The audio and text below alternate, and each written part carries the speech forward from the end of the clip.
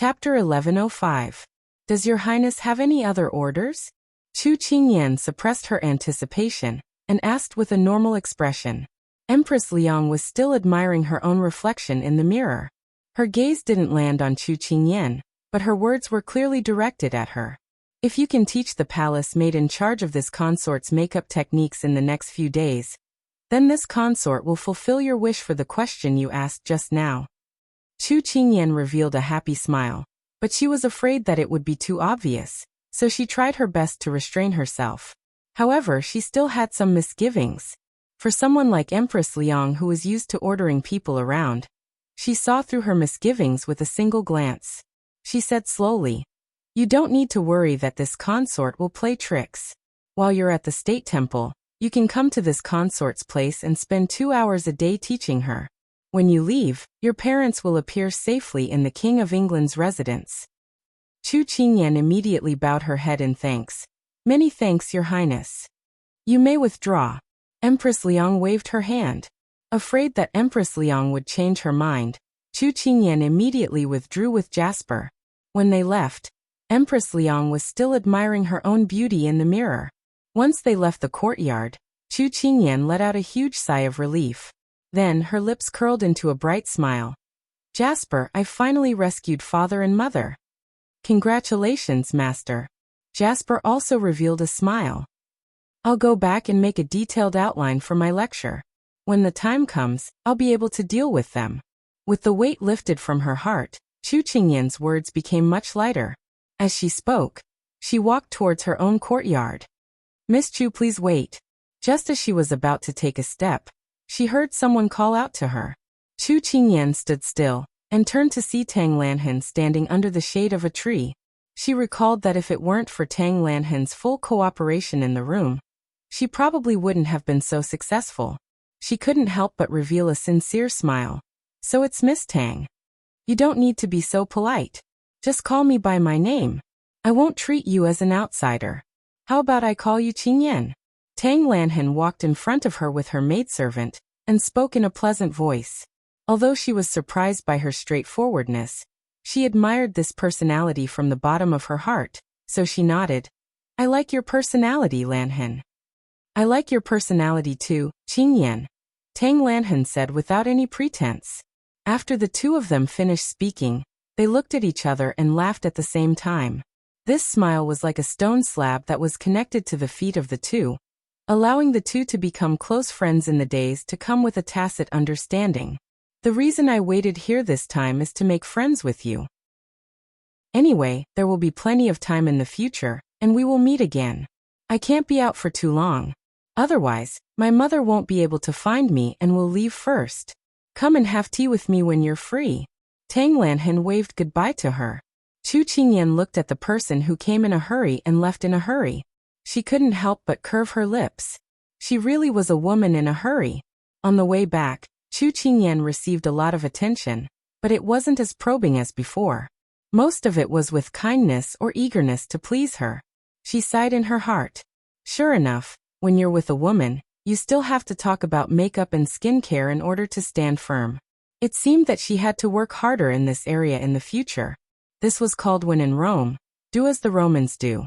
But she didn't know that her actions today not only made people have a good impression of her, but also laid the foundation for Xiao Su's expansion of power in the future. After all, in this world, most of the masters of the harem more or less like to talk about pillow talk. At this time in the carriage, Peng Zhijing threw herself into Xiao Ho's arms. She felt that although he looked thin and weak on the outside, he was actually very well endowed. Just as she was immersed in the man's charm, Xiao Ho had already shifted his attention from her to the outside world. The sound of a fierce battle could be heard through the window. Xiao Ho grabbed Peng Zhijing's collar, lifted her up and threw her to the side. His voice was tense as he asked, "What happened?" His voice fell and someone replied, "Lord, we've been attacked by unknown people." Peng Zhijing, who was rudely thrown aside, rubbed her dizzy head. When she heard this, she realized that her ears were filled with noisy roars. She subconsciously wanted to pull open the curtains to see what was going on. But just as she raised her hand, it was slapped down by Xiao Ho. The back of her hand was burning with pain. Pang Zhijing glared at him in dissatisfaction. Just as she was about to crusade against him, the person who was looking at her coldly from the side suddenly pounced on her. Pang Zhijing was pressed so hard that her back was about to break. She slapped the person on top of her with both hands. "Get off! Get off!" Before she could finish her words, a long arrow pierced through the window and nailed to the side of her head. She was immediately silenced, her eyes unable to move. Xiao didn't even look at her. He straightened up. At this time, the fighting outside had already stopped. He pulled open the curtains and walked down. Pang Zhijing, who was lying on the carriage, jumped up like a carp and quickly squeezed her way to Xiao's side. What kind of joke is this? She almost lost her little life just now. She must follow this moving backer closely. Xiao glanced at the person who was sticking close to him. His eyes were cold. Unfortunately, the other party would rather be threatened by his gaze than leave him for even half an inch. At this time, his subordinates escorted one of the surviving black-clothed men over. "Master, we captured one alive. The rest have all committed suicide." Pang Zhijing, who was focused on Xiao just now, looked around. She saw many black-clothed men and guards lying haphazardly on the ground. Moreover, they seemed to have lost their breath. The ground was covered in blood. It was like a strong light that stung her eyes and went straight to the weakest part of her heart. She was stunned on the spot. Her body trembled uncontrollably, so much so that she didn't hear what Xiao and the others were saying.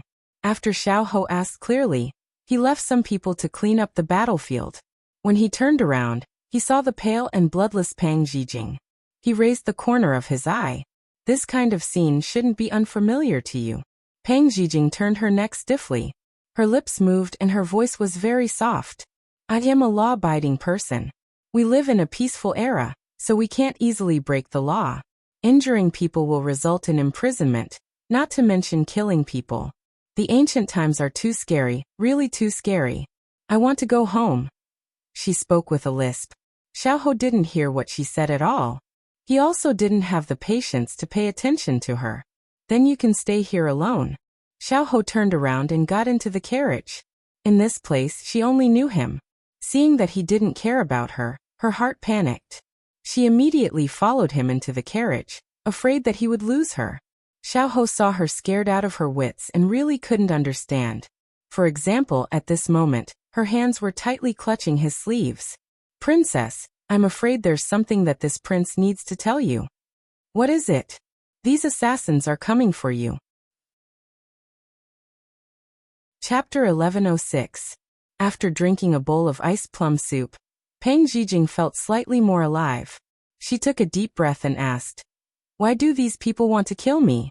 Is it because someone doesn't want me to enter your Sichuan imperial capital? So in the end, they're your opponents?" Xiao raised his eyebrows. Seeing her holding the bowl with a frightened expression, he sneered. "Your safety has nothing to do with Sichuan." "Then why?" This person's tone was really repulsive, but she couldn't fall out with him now. Otherwise, those assassins would make a comeback and her little life would be in danger. He smiled faintly, but there was an unclear meaning in his smile, causing Pang Zhijing to become vigilant. "Do you still remember this person, Yu Qingxi?" "Yu Qingxi?" Suddenly, she felt a pain in her chest and couldn't help but reach out to press it. She frowned. She wasn't unfamiliar with this name. In her original body's memories, this person was someone she liked for 10 years. Just now, it should be her original body's reaction. Perhaps it was because she liked him too deeply that even hearing his name would cause her heart to ache. He's the Prime Minister's son, but what does this have to do with him? She was at a loss. You poisoned his fiancée in Southern Blue, and now you're not allowing him to take revenge? Xiao said indifferently. Her heart began to ache again. She could feel the original body's residual grief and despair. To be hated by the person she loved to the point that he only wanted her to die. This feeling must be very unbearable. But, didn't this happen 2 years ago? And the one who poisoned her wasn't her, but her original body. Could it be that after transmigrating, not only did she have to die for her original body, but she also had to shoulder the debt? Xiao disagreed. It's not strange at all that it's not too late for a gentleman to take revenge, even after 10 years. He plotted to kill you 2 years ago, but unfortunately he didn't succeed because he didn't want the imperial family to find out. Now that you've left Southern Blue, it's a good opportunity. If you die, no one will be able to find out about it. What a ruthless person. She endured the pain in her heart and asked with a frown. Wait, how do you know about this? Leave a captive and pry it out of his mouth. Xiao was a little puzzled. He had already received news about her a long time ago. But because he didn't think that there was a need to pay too much attention to her, he didn't pay much attention to it. But now, information about her surfaced in his mind. Because she wasn't favored since she was young, she had an extreme sense of inferiority, which led to her becoming arrogant and despotic. In order to achieve her goals, she would have done anything. She fell in love with the Prime Minister's son. In order to obtain him, she didn't hesitate to poison his fiancé. As a result, she was imprisoned in the cold palace by the Southern Blue King. Peng Zhijing rubbed her chest and sighed faintly. So that's how it is. But did you know that Peng Zhijing didn't poison her at all? She was framed. Xiao looked at her in confusion. Aren't you Peng Zhijing? Only then did she realize that she had spilled the beans. She immediately corrected herself. I was talking about myself. I didn't harm that Yu Qingxi's fiancé. I was wronged. Xiao lightly sneered. Do you think that anyone would believe a notorious person like you? The undisguised ridicule in his words made Peng Zhijing silent. Just when Xiao thought that she wouldn't speak again, she hugged her knees and sat down. She lowered her eyebrows and laughed at herself. Yes, because I'm a bad person. I've done a lot of bad things, so once something bad happens, everyone can naturally place it on me. No matter if it's a scapegoat or a scapegoat, they don't need the truth.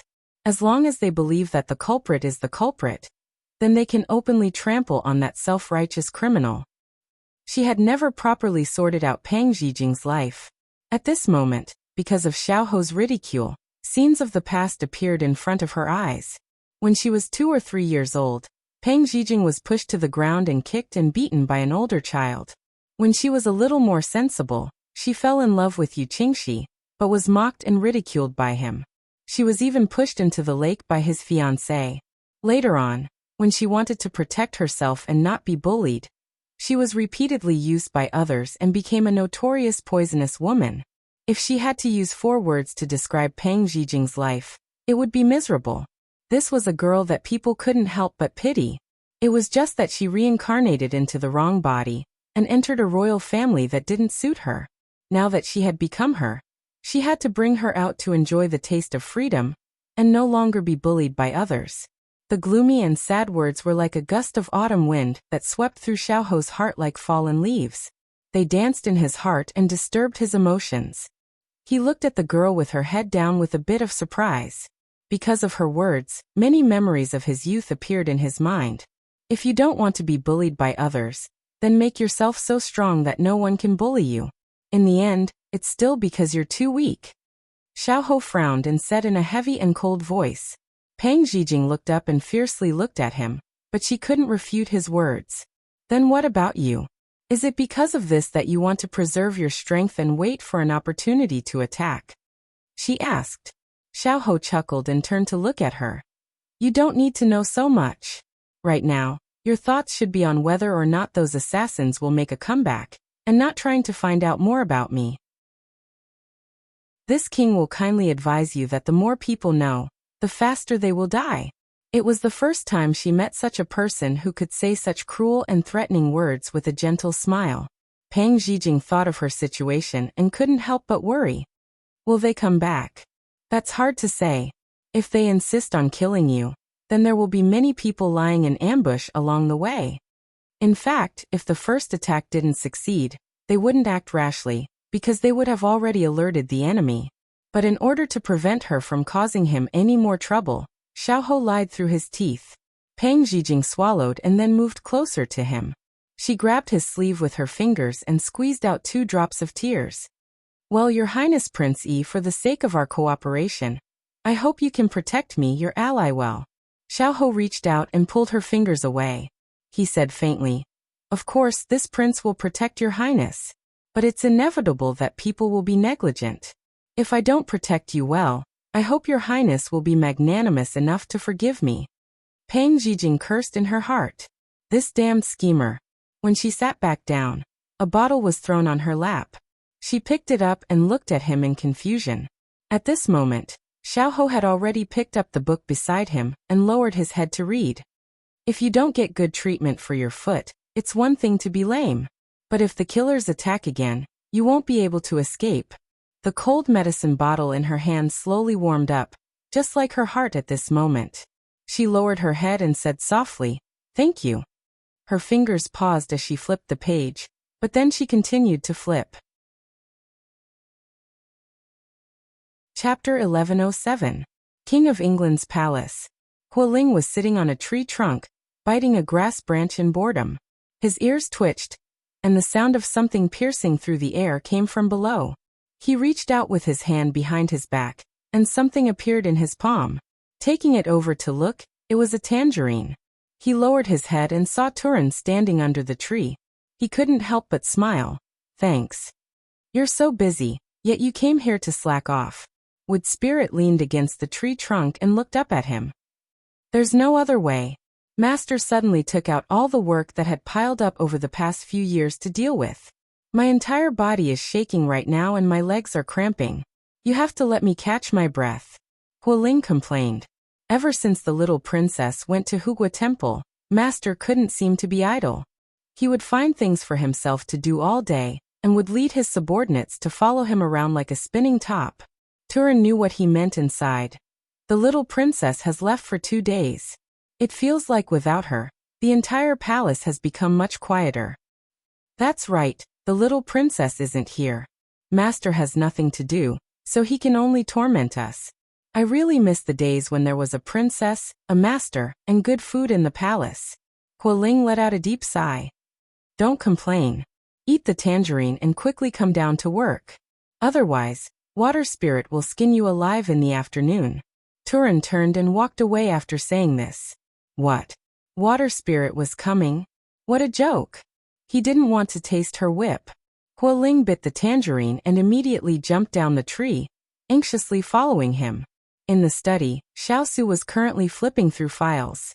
Because the Chief Justice was sick and had taken a month's leave, the Sichuan Emperor had him temporarily take over the position. Thus, he moved all the files that had not been dealt with to the palace to deal with them. Hualing and Turin entered the room while playing around. Master. Xiao nodded. At this time, Water Spirit also arrived at the study. She was wrapped up tightly. If she didn't take off her veil, no one would be able to see her identity. How was it? After Water Spirit bowed, Xiao asked. The 3 people present all knew that their master was asking about the young Wang Fei. Water Spirit was responsible for gathering information. Now she had an additional task, which was to report the daily activities of the young Wang Fei in Wuxia Temple. It was only at this moment that they could feel their master relax. Water Spirit took off her veil and stood in front of the table, looking refreshed. She said with a smile. Today young Wang Fei followed Her Majesty the Empress and chanted sutras in the main hall of Buddhism. No one made things difficult for her. But little Princess Consort has done an amazing thing. Xiao interest was piqued. Oh, tell me about it. Water Spirit did not keep everyone in suspense. She showed the little Wang Fei's skill in makeup in front of the foreign, and promoted the store that was about to open in Wuxia. It had a great promotional effect. As Water Spirit described everything in detail, Xiao lips slowly curled. No wonder she was his little one. Her brain turned very quickly. She was good at doing business. Hualing clicked her tongue. Young Wang Fei is mighty. She can find business opportunities like this. Turin thought deeper. He said, this subordinate feels that maybe in the near future, young Wang Fei can pull in a large portion of the power of the court to stand on our side. Or rather, she can use this circle to gather information that is beneficial to us. Water Spirit nodded. I also think the same. Even though I can't see any concrete results right now, but this is a hidden potential that can be excavated. After the 3 of them finished speaking, they all looked at their master who was sitting on the main seat. Xiao said unconcernedly. Ben Wang does not need Ayan to sacrifice herself for anything. Everything will be done according to her preferences. You do not need to make things difficult for her, because of these things. The three looked at each other. Master's love for young Wang Fei was bone deep. This subordinate understands. But they also respected young Wang Fei very much, just like how they respected their master. So they would not make things difficult for young Wang Fei, and make her do things she did not like. Right, master, young Wang Fei had someone tell you that she has already convinced the empress. She will not make things difficult for Chu eldest master and Chu eldest madam. When they enter the city, she hopes that you can bring them into the Fu. Water Spirit immediately said when she thought of this. Xiao Su laughed brightly. She did something that Ben Wang could not do. Very good. Tell her that Ben Wang will take care of her father-in-law and mother-in-law. She does not need to worry. Turin and the others could hear the pride and joy in their master's voice. They couldn't help but smile. At this time, Huang Yi walked in with a bowl of fragrant soup. Lord, this is the chicken soup this servant just made today. Huang Yi placed the bowl on the table as she spoke. Xiao Su did not even look at it. Take it away. Ben Wang does not have an appetite right now. Huang Yi said with a smile. This is what young Wang Fei told me before she left. I have to make a bowl of soup for you every day and watch you drink it. Lord, don't make things difficult for this servant. Hualing winked at his two companions on the side. Young Wang Fei is really thoughtful. Even when she is not in the Fu, she will have people watch over master for her. It seems like she cares a lot about our master. It's a pity that we are all alone, and don't even have someone to care about us. It really is. Io. Before he could finish his sentence, a file landed on his head. Ha ha ha. Water Spirit looked at Hualing, who was holding his head and howling in pain, and laughed. This is called retribution. Turin couldn't help laughing. Xiao Su, who was sitting at the head of the table, also softened his expression. He said to Huang Yi, leave it there first. Ben Wang will drink it later. Huang Yi finally bowed and left. Young Wang Fei really has a way. If it was anyone else, master probably wouldn't even look at them. Water Spirit said with a smile after walking out of the study. That's right. Don't you know how important young Wang Fei is in master's heart? Hualing said with a laugh. All right, stop wasting time. Let's get down to business. Turin reminded the two of them. Hualing and Water Spirit looked at each other. This Turin really was a workaholic. Time slowly passed and the sun set in the west. Xiao Su closed the file in his hand and raised a hand to rub his eyes. He saw the soup on the table that was no longer steaming. Remembering that this was the little fellow's order, he couldn't help but pick it up and drink it in one gulp.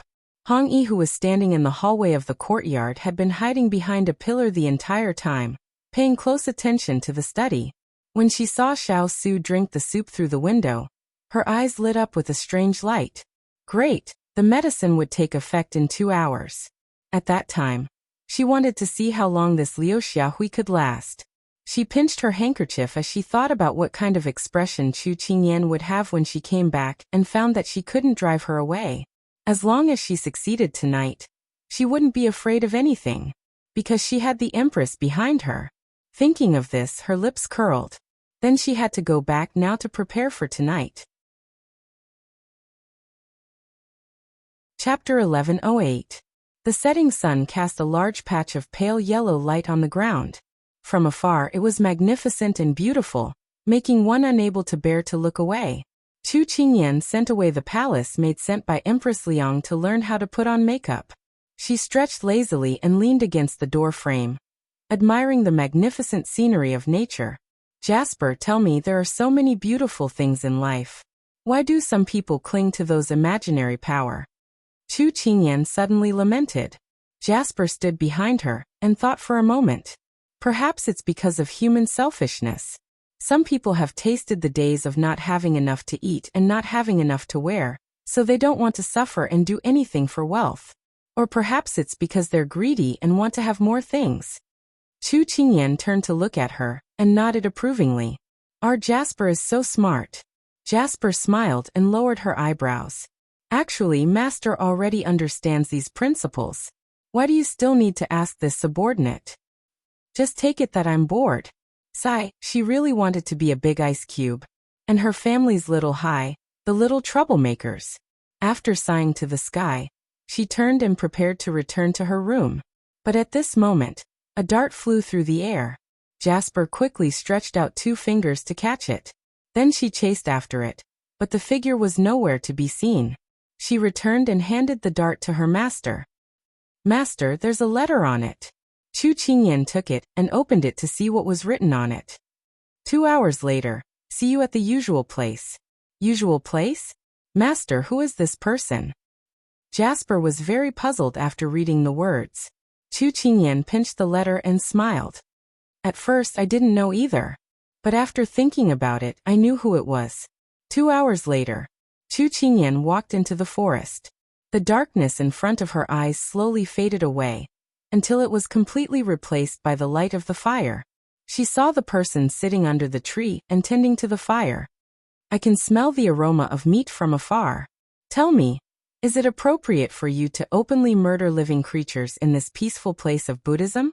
Chu Qingyan walked closer and stood in front of him. She crossed her arms and teased him. At this time, Higashio Motetsu was still wearing his mask. He flipped the meat on the grill with one hand and added firewood with the other. When he heard Chu Qingyan's words, he chuckled. "Originally, I planned to enjoy the blessings together. But now, it seems that there is no need." Chu Qingyan immediately sat down and muttered, Hey, you can't be so selfish and swallow such a big chicken all by yourself." Higashio Motetsu laughed, then pulled off a leg and handed it to her. "This is for you." Chu Qingyan clicked her tongue but still took it and couldn't wait to eat it. Hot. Seeing her grimace in pain, Higashio Motetsu shook his head in a good mood and sneered. "Why are you so impatient? No one is snatching it from you." Chu Qingyan opened her mouth and said in an aggrieved tone. "You don't know, but I've already eaten several meals of vegetarian dishes. There is no oil in the tofu and vegetables. I'm afraid that if I eat a few more meals, I will become a radish." Hearing her description, it was very interesting. "Didn't you tell those young ladies and madams today that eating vegetarian dishes is good for detoxification, causing the temple's kitchen to go down the mountain to purchase a lot of vegetables and frighten many young monks? Is that so? It seems like these people really believe my words. However, I'm not wrong either. They've been feasting every day, and I don't know how much fat they've accumulated. I'm just doing good." Chu Qingyan raised her eyebrows and revealed a mischievous smile. He added a few pieces of wood to the fire, and then focused on roasting it. "You're right. And I came out this time to give you a good meal. How about it? I'm a good friend, right?" Chu Qingyan gave him a thumbs up. "Yes, definitely." Higashio Motetsu smiled and pulled another drumstick for her. She didn't refuse, one in each hand. Seeing her eating so happily, he felt inexplicably happy and also tore a piece and put it in his mouth. "I say, Dongting, one who is unaccountably solicitous is hiding evil intentions. Tell me, what do you want?" After Chu Qingyan finished 2 drumsticks, she licked her fingers and then tilted her head to look at him. Cough. Higashio Motetsu choked and coughed until tears came out of his eyes. After he calmed down, he said indignantly, "I say, is my impression in your heart that bad? Can't we have a good chat?" Chu Qingyan raised both her hands in surrender. "All right, then let's really roast meat and admire the moon and reminisce about old times." Hearing this tone, why did he feel awkward? "Speaking of which, are you really here to see me? Could it be fake?" "I'll believe you for now, but aren't you afraid that Xiao Ran will find out that you left your post without permission?" Higashio Motetsu smiled proudly. "Looks like you're still worried about me. Don't worry, I've made arrangements and no one will come near this forest. You can eat without worry." When Chu Qingyan heard him say this, her heart thumped. She said with a smile that didn't look like a smile, "Since when can the Jianghu sects arrange for the imperial court soldiers? In order to see you, I've spent a lot of money. Don't be ungrateful." Higashio Motetsu's eyes flashed as he replied in a casual tone. She snorted lightly. Although she didn't show it on her face, the suspicion in her heart didn't lessen. "Hurry up and eat. Otherwise, I won't be responsible if the food gets cold," he urged. Chu Qingyan didn't have any appetite. She could clearly feel that he was avoiding something. In the end, she couldn't help but ask, "Dongting, Who ordered the Moon Palace sect to assassinate His Highness? The atmosphere quieted down in an instant. Neither of them spoke. Crackle. A sound came from the fire. Chu Qingyan's voice also sounded in the dark night. Dongting, I've said before that you can't lie to me anymore. Otherwise, we can't even be friends. Higashio Motetsu didn't answer. He calmly added the last piece of firewood and patted the wood shavings off his hands. Then he stared at her. Chu Qingyan felt the emotions floating in his eyes. She couldn't understand it. What do you want to know? It was as if after waiting for a long time, he finally got to hear her question. This kind of feeling was like a hanging stone falling to the ground. He knew that with her intelligence, she would see through him sooner or later. However, he didn't have the heart to hide it from her. The night gradually deepened. In the silent night, the sound of cicadas and frogs were particularly clear. After dealing with the file, Xiao looked at the sky. The little fellow's instructions before she left flashed in his ears. He glanced at the mountain of files on the table, and finally chose to get up and return to his room. Although the prince's mansion was full of his people, they were basically the little fellow's spies. In order to avoid her nagging when she came back, it was better for him to go back and wash up early.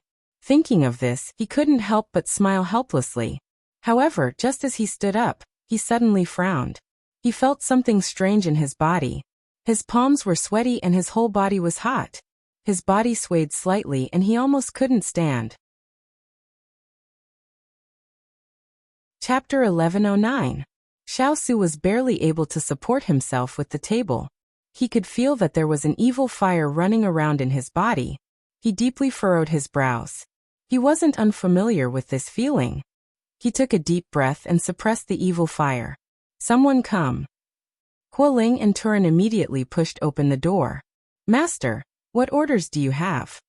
As soon as he finished speaking, Hualing asked in surprise, Are you not feeling well?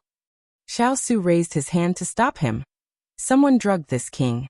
Immediately lock down the entire king's palace. Don't let anyone leave, especially the people in the inner courtyard. After saying this, he forced himself to walk out the door. Hualing and Turin followed closely. Master, where are you going? Xiao turned around with a cold expression. I'm going out for a bit. Wait for me to come back, and take care of everything. Hualing and Turin looked at each other and accepted the order. Xiao walked to the corridor and jumped onto the roof. With a few jumps, he disappeared into the night. What's wrong with Master? Hualing was very confused. Turin was also confused. Whatever Master says will do. There's nothing wrong with it. Hualing thought the same. At this time, in the middle of the night, in the quiet forest, the two of them were silent. Higashio Motetsu's words just now were undoubtedly a tacit admission that he was hiding something from her. And after she confirmed her guess, she felt like she couldn't move forward. Confirming was one thing, but tearing open the truth was another. She suddenly didn't want to move forward anymore. He looked at her for a while and revealed a faint smile. It was different from his usual frivolous attitude. Instead, there was a faint helplessness and frustration. Little girl, do you feel like this is very difficult? Judging a friend like this? Chu Qingyan closed her eyes and let out a breath. Then she slowly opened them. Dongting, I know that you didn't participate in the Moon Palace's assassination of Big Ice Cube before, but I want to know, what about now? The eyes in front of him were too clear, and he couldn't meet her gaze. He looked away. I am the Moon Palace's young palace master. These words indirectly answered her question. Dongting, you know that I don't want to be like this, so why are you still pretending as if nothing has happened? I know you like to play around, but is the relationship between friends something you can play around with? She was too angry and her tone was a little too harsh. When she saw the eyes of the person in front of her flicker, she moved her lips and lowered her eyebrows, saying sorrowfully, I'm sorry. The little girl's words were like thorns that pierced into the depths of his heart. He looked up and glared at her. Qingyan, we're friends. It has nothing to do with anyone. I won't hurt you. It's just that we're on different sides. Is that not okay?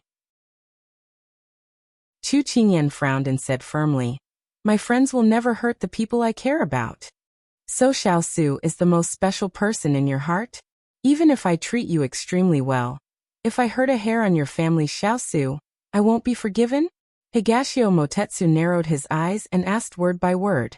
His gaze made her breath catch, but she still insisted on her point of view. Dongting, you're wrong. No matter if it's Big Ice Cube, Yanluo, my parents, or you, as long as it's someone I care about, I won't allow anyone to hurt them. So you can't compare them like this.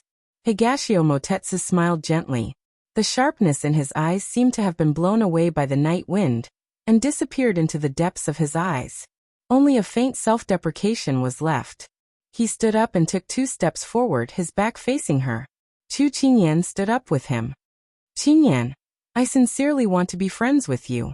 I don't want anyone or anything to affect our previous relationship, he said in a low voice.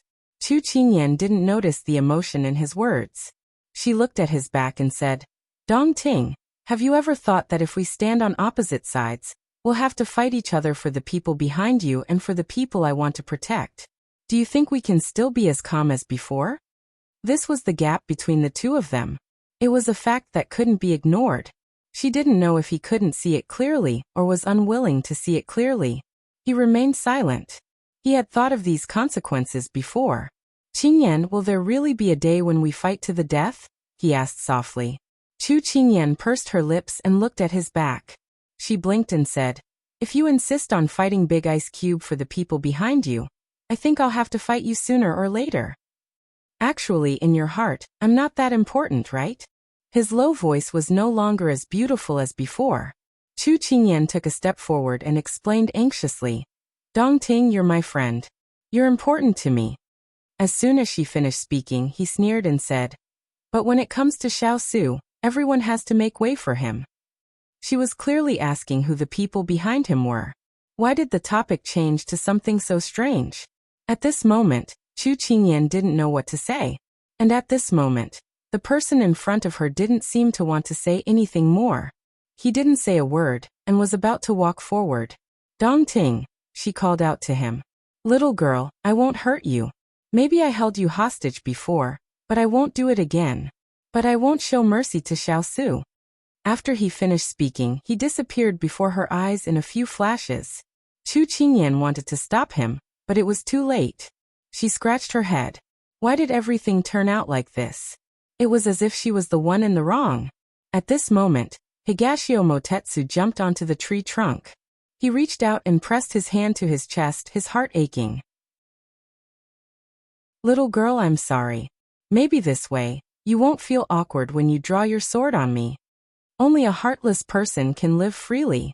But most of the time, it's not up to them. I'm not exempt from this. His lips pursed into a line. With a few leaps, he disappeared into the darkness. The fire slowly burned out. Chu Qingyan hugged her knees and sat in a daze for a long time. Gradually, she felt cold. She snapped out of her daze and stood up to stomp her feet. She happened to step on a chicken bone, making a crisp sound. She was stunned. He deliberately came out tonight to find her. Actually, it wasn't just to give her a good meal. Maybe he wanted her to interrogate him. She looked up at the cold moon in the sky. Her eyes were misty. Dongting, why did you do this? The moon couldn't give her an answer. She smiled bitterly and finally slowly walked out of the forest. But her mind was in a trance. Although she walked out of the forest, she walked in the opposite direction.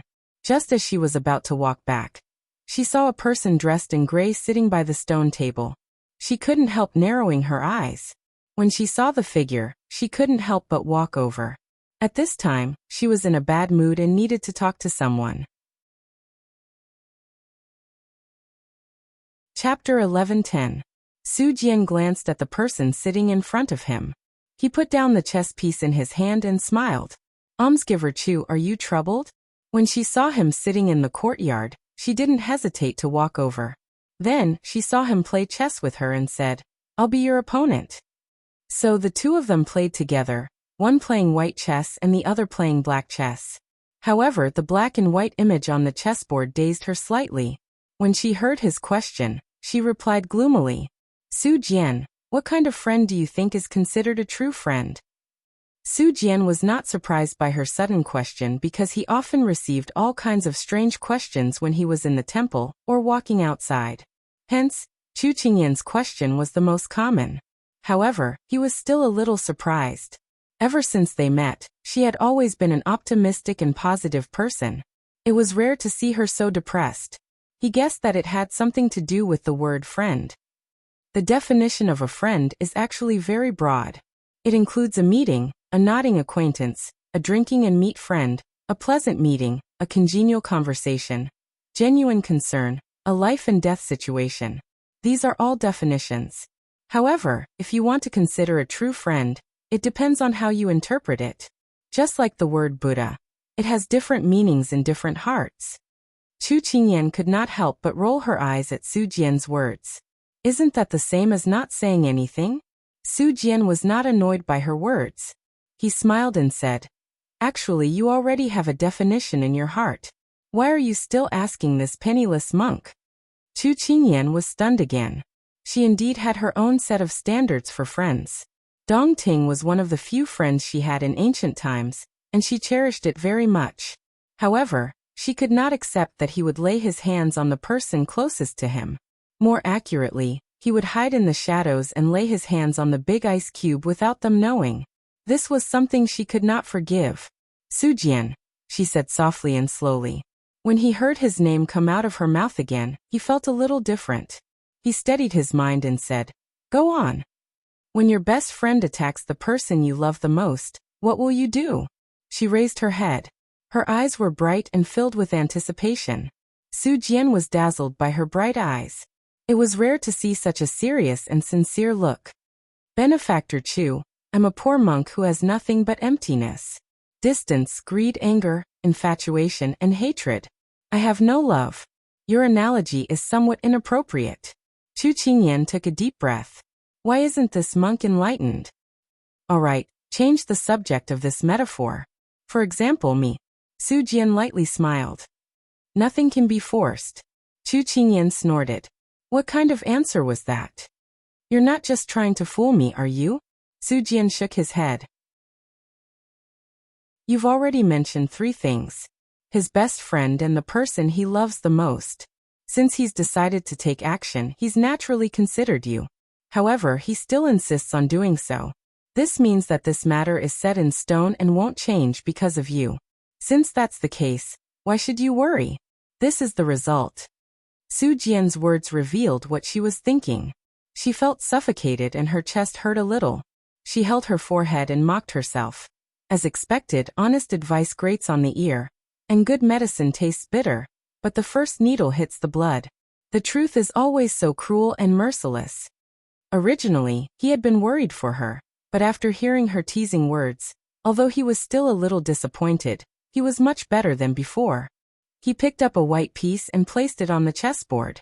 Su Jian, do you really have no friends? Su Jian was right. Since this was already set in stone, what ability did she have to change it? She was just asking for a snub. It was not in her nature to be sad. At this moment, she focused all her attention on the person in front of her. He nodded. The highest realm of Buddhism is to not be tainted by the mortal world. Only by severing the 7 emotions and 6 desires and treating all things as emptiness can one attain the Tao. Hearing this, Chu Qingyan felt that living like this was meaningless. Don't you find life dull and boring? Don't you have anyone to complain to and have fun with? Su Jian shook his head. He did not think it was bad at all. This poor monk has already left the mortal world, so I don't feel depressed. A person's happiness, anger, sorrow, and joy are all summed up in the 8 hardships of life. Birth, old age, sickness, death, love, separation, resentment, longing, and unable to let go. Since I've already seen through it, why would there be loneliness and boredom when I've left it all behind? Although she respected Buddhism, she felt that it was a pity for such a good young man to be immersed in such a long and boring journey of seeking Buddhism. Su Jian, I think you're wrong. I think that the true Buddhism is to hide in the city and see through the mortal world, but also hide in the mortal world and temper oneself in the mortal world. True knowledge comes from tempering oneself in the mortal world, just like how wine and meat pass through the intestines, but Buddha remains in the heart. Chu Qingyan's words made Su Jian feel that she was being unreasonable. Almsgiver Chu, she knew what he wanted to say, so she raised her hand to stop him. She continued, Su Jian, do you know what those who are ranked in the celestial class, who are ranked before Buddhism, need to do? Su Jian did not know what she was trying to say. They need to do one thing, and that is to experience the mortal world and experience greed, anger, stupidity, and hatred. They need to experience what you call the 8 hardships of life. Then they need to be enlightened and cultivate to seek the Tao. The eyes of the person in front of her shone brighter than the stars in the sky. But more importantly, he fell into deep thought because of her words. Su Jian, if you haven't experienced life and death in the mortal world, if you can't let go of love, separation, and resentment, how can you see through the most complicated human heart? If you haven't experienced it, everything is like an armchair strategist. No matter how touching your Zen theory is, no matter how accurate your analysis is, you won't understand what kind of suffering the person you're trying to help has gone through. Buddha said that they came to deliver all living beings from suffering. How do they do that? In reality, all of you are just armchair strategists. She did not know why she suddenly had such a thought. After Chu Qingyan said it out loud, it was probably because she felt a little sad for him when he said that he had no friends. How could a person not have any friends in this world? Wouldn't that be too lonely? Had he damaged his brain from reading too many Buddhist scriptures? Su Jian was already a little confused by her string of words. These words were something he had never heard before. He subconsciously felt that it was her twisted logic again, but he also did not know how to refute it. Just like the previous few times, she was always able to find words to make him speechless. She looked at the person in front of her and muttered, Su Jian, I actually think that I should be considered your friend. Maybe it's just a one-sided feeling. Su Jian stood rooted to the ground in a daze. Chapter 11:11. Friend. Why did these 2 words keep echoing in his ears? Su Jian did not understand. Since young, he had been regarded as the most Buddha-like and wise person. No matter what kind of scripture was presented to him, he could easily absorb it and grasp the principles behind it. But after meeting the person in front of him, he realized that the principles he had grasped were not effective in front of her. Instead, he was influenced by her. After he finished speaking, Chu Qingyan blinked, as if she had thought of something. Su Jian, I've already recognized you as a friend. What about you? He had not yet digested the shocking words she had just said. Now that she had thrown another question at him, he pondered for a moment and asked, Just now we were talking about the definition of friends. This penniless monk is very curious. Which category do you categorize this penniless monk into? The corners of Chu Qingyan's eyes twitched. Wasn't she the one asking him? Did he know how to change the topic? But she still thought about his words seriously. It should be because we hit it off. But when she said that, she suddenly smiled as if she had thought of something. When they first met, he had saved her. She had thought that he was a godly person. But later, he had wanted her to shave her head and become a monk. It could be said that they did not hit it off at all. The few times they had met after that, they had parted on bad terms. Now that she had categorized him into this category, it was really hard to predict the future. Su Jian was clearly a little surprised. He had thought that she would think of him as a nodding acquaintance.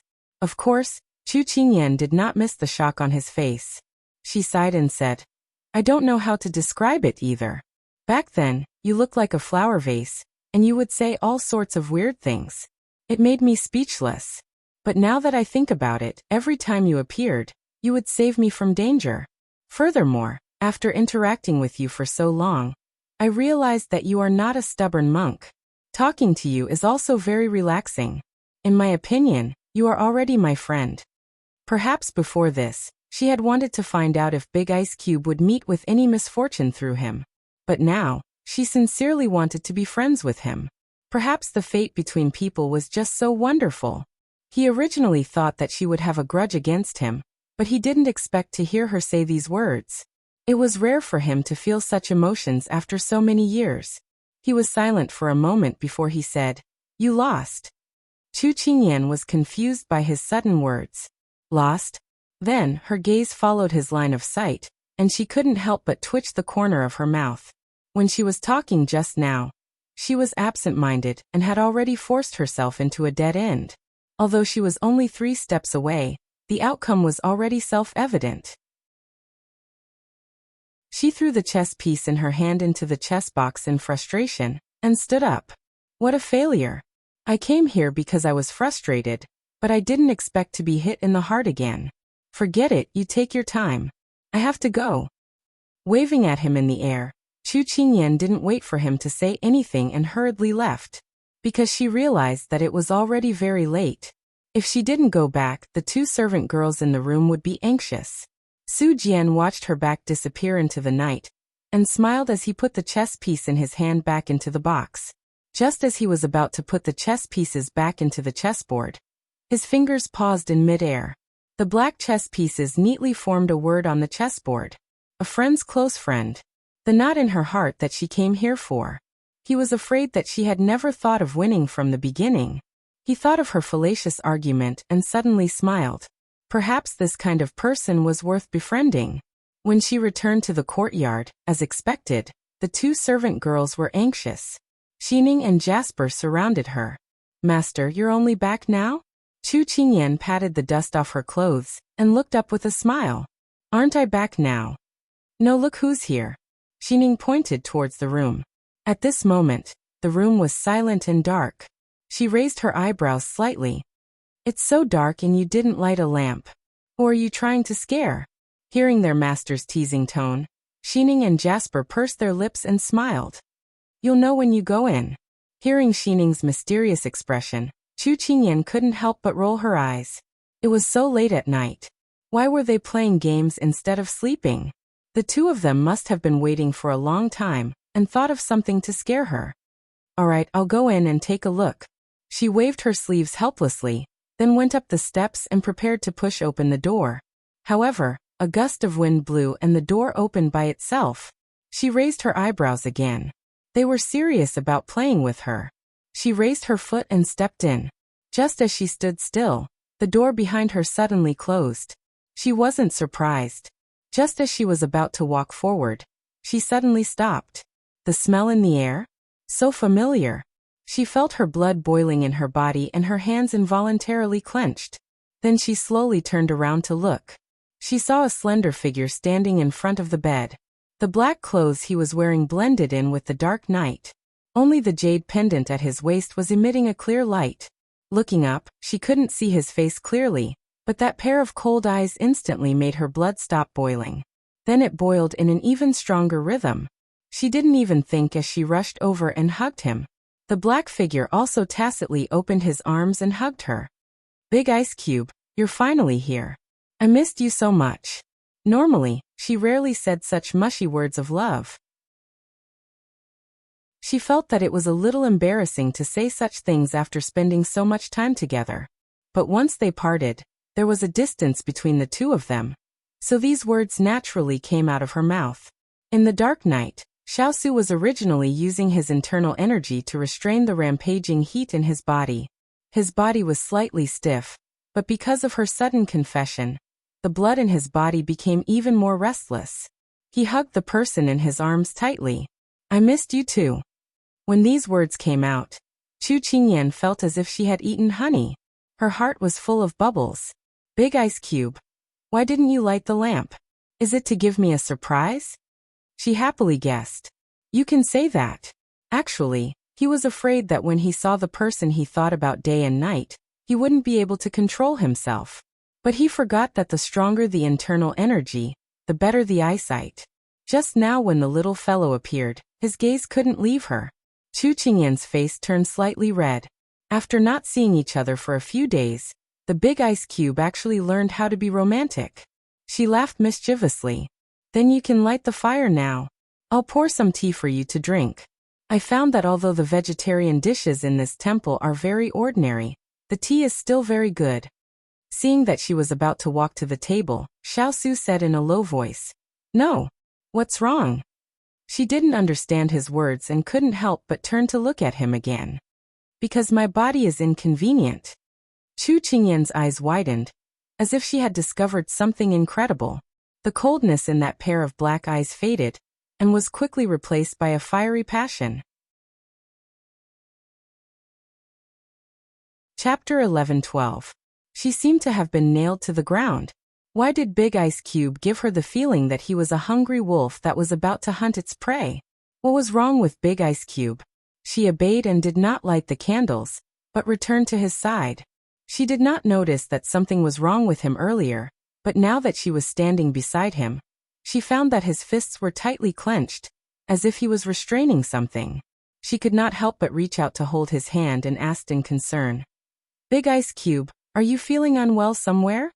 Just as she touched his hand, she was shocked by the heat of his skin. You have a fever?" Being held by her soft little hand, he felt cold, but it was quickly covered by the heat. He said in a low and hoarse voice, "Little fellow, I was drugged." As he said that, he could not help but wrap his arms around her and rest his cheek on her neck, using that delicate and warm skin to resist the heat that kept surging in his body, feeling the strong aura that could not be ignored. Even if she was stupid, she could tell what he was saying about being drugged. No wonder Big Ice Cube did not want her to light the candles. He did not want her to see him like this. When she thought of this, her stomach was filled with anger. Who the hell did it? But now was not the time to investigate this matter. The only thing she could do now was to get rid of the drug on Big Ice Cube's body. She did not know if it was because of the aura on his body, but her face inexplicably turned red. "Big Ice Cube, how should I help you?" Xiao heard the shy voice beside his ear, and he almost could not control himself. "I'll take you to a place." Chu Qingyan did not know where he was going, but she knew that this was a Buddhist place and it was not suitable for them to do anything. She grabbed her sleeves and nodded shyly. At this time, the window opened and Xiao held her waist, preparing to jump out. "Wait!" She suddenly thought of something and turned to open the door. She said to the two maidservants guarding outside, "I have something to do. Don't let anyone know that I'm not here." Jasper and Xining nodded in tacit understanding. In the blink of an eye, she was carried by the big ice block and shuttled through the sky above the temple. She turned around and saw that the temple was slowly disappearing from her sight. At this moment, she was following the big ice block halfway up the mountain. Because the two of them were so close together, she could feel his body tensing up and his breathing getting heavier. She pursed her lips. Big Ice Cube must be having a hard time holding it in. At this time, the two of them landed in a place overgrown with weeds. Xiao walked forward and pushed aside the weeds. Miraculously, a dark hole was revealed. Chu Qingyan's eyes widened. I found it by accident when I was hunting in the mountains. Come on in." As he spoke, Xiao lit a match, illuminating the path in the cave in an instant. She nodded and followed him. It was at this moment that she saw the redness on Big Ice Cube's face. Under the light, it was even more obvious. She gritted her teeth and made up her mind. After walking for a while, a pair of soft and boneless hands suddenly wrapped around his waist. They were like vines, but the vines didn't have any warmth and weren't as delicate. Because he was drugged, his senses were very sensitive. He could clearly feel that soft skin through her thin clothes. He lowered his head to look at the fair and tender hands and said with difficulty, "Ayan, what are you doing?" Just as he finished speaking, she was already pressed against his back. The softness of her chest and his cold and hard back made him unable to see clearly. He could only feel that his body was being wrapped around. It was as if something had wormed its way into his heart. It was itchy and numb, making him want to turn around and ruthlessly squeeze the person behind him into his body. "Big Ice Cube, I see that you're having a hard time holding it in. My heart aches for you." Chu Qingyan buried her head in his back and said this softly and slowly. Unknowingly, she was already being honest with him, and was willing to give herself to him. What was more irresistible than having one's sweetheart take the initiative? Words entered his ears and tormented his mind. His heart wavered. He held her wrist with one hand, and prepared to turn around and embrace her. A gust of wind blew in, and the damp air made him sober up in an instant. He saw the scenery in front of him clearly. The cave was filled with strange rocks, and there wasn't even a decent bed. How could he take her in a place like this? It wasn't fair to the little fellow. He took a deep breath and resolutely pushed her away. While she was still in a daze, he stuffed the fire starter into her hand, and left like the wind towards the depths of the cave. Chu Qingyan blinked as she looked at the empty cave, and then looked at the fire starter in her hand. She was in disbelief. She was rejected by Big Ice Cube again? Was she such a failure? She didn't have any charm at all? She scared Big Ice Cube so much that he ran away? She stomped her feet in anger. She was so worried about him. Next time, no matter what he said, she would definitely pounce on him. This baby was so angry. Although she was angry, she still walked towards the depths of the cave. After walking for a while, the view in front of her gradually widened. When she came out of the narrow walkway, she saw a huge pool. To be more precise, it should be a huge cold pool. Because the temperature here was very low, the surface of the pool was emitting cold air. The person she had been looking for a long time was soaking in the pool with his eyes closed. When he heard her footsteps, he opened his eyes and said to her in a hoarse voice, "Find a place to sit." Chu Qingyan was currently in a fit of anger. She didn't care what he said and walked towards the pool. She reached out her hand to touch the water and was caught off guard. She immediately withdrew her hand and looked up to see Big Ice Cube's teasing face. She thought of the scene in the walkway and felt very embarrassed. "Did you already plan to come here to soak in the water?" Hearing her emotional words, Xiao thought about how to explain it so that she wouldn't be angry. "I felt that the medicine in my body couldn't be suppressed by internal energy. Otherwise, the rebound would be even more serious. So normal water wouldn't be able to suppress it, so I thought of the pool here." Chu Qingyan snorted. "Then you must have been laughing at me just now." "Silly, why would I laugh at you?" Xiao looked at her dotingly. She still wanted to say something, but when she saw the undisguised affection in his eyes, the dark clouds in her heart dissipated. "Then why didn't you cure the poison first before coming to find me? Isn't it bad for your body to endure it like this?" She was very puzzled. Xiao looked at her deeply. "Because I missed you. When I came to this mountain, I thought that you were here, so I couldn't suppress my longing. That's why I'm willing to endure more torture just to see you." These blunt words of love completely made up for her heart. She was happy in her heart, but her face was hot and she was a little helpless. In the end, she stood up. "I'll go find some firewood to dry your clothes first." After saying that, she ran away. Xiao looked at her back and slowly curled the corners of his mouth. Chapter 11:13. There was nothing in the cave. She ran out to pick up some firewood and some wild fruits before carrying them back into the cave. She set up the firewood and helped him dry his clothes while secretly peeking at the person in the pond. Previously, Big Ice Cube was soaking with his clothes. Now that he handed his clothes to her, he was completely naked in the water. The cold pond was dark and she couldn't see what was going on inside. However, as the fire burned brightly, the light that fell on the surface of the water slowly soaked into the pond. Although she couldn't see clearly, she couldn't help but cover her nose when she saw the bronze-colored 8-pack abs and the blood-spurting golden ratio. She muttered, "See no evil, see no evil." However, she still couldn't help but glance over. Xiao, who was soaking in the water, felt the heat in his body gradually being swallowed by the cold water. He was slowly freed from the abyss of suffering. At this moment, he had the energy to divert his attention to pay attention to the sneaky gaze on him. He lowered his head and curled his lips. When she was caught off guard, he turned to look at her. Caught red-handed, Chu Qingyan immediately picked up his clothes to cover her face. She said guiltily, "It's quite cold in this cave." Xiao chuckled. He didn't make fun of her for her cute appearance and her stiff change of topic. He didn't want her to feel uncomfortable. "There's 1,000-year-old ice under this cold pond. Because it's deep in the mountains, it's not easy to melt. I accidentally found this place." She nodded meekly, feeling that she had utterly embarrassed herself. "You added too much firewood. It's easy to extinguish it," Xiao kindly reminded her. She looked down and saw that she had indeed added too much. She immediately took out the firewood in a flurry. "Big Ice Cube, do you know who drugged you?" The fire crackled. She had already sorted out her emotions and focused on turning over his clothes. "I don't know." Xiao narrowed his eyes. There was a trace of ruthlessness in his eyes. "I'll investigate thoroughly when I get back. They probably wanted to use a honey trap on you."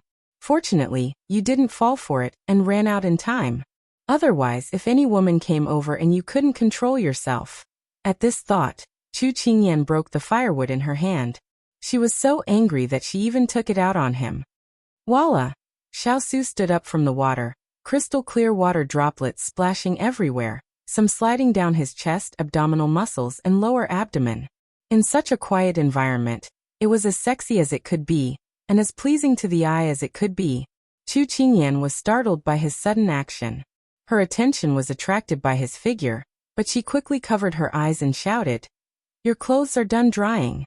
Quickly put them on." Xiao Su looked at her panicked look, and felt very funny.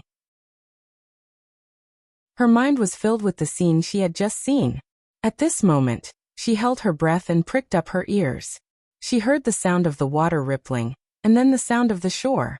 A strong aura pressed against her face, followed by the sound of clothes sliding across her skin. She swallowed her saliva and asked, "Are you done?" No one answered. She secretly opened her eyes and met a pair of black and white eyes. They were almost touching. You. Ian, I can even restrain you, let alone those unimportant people. Don't let your imagination run wild."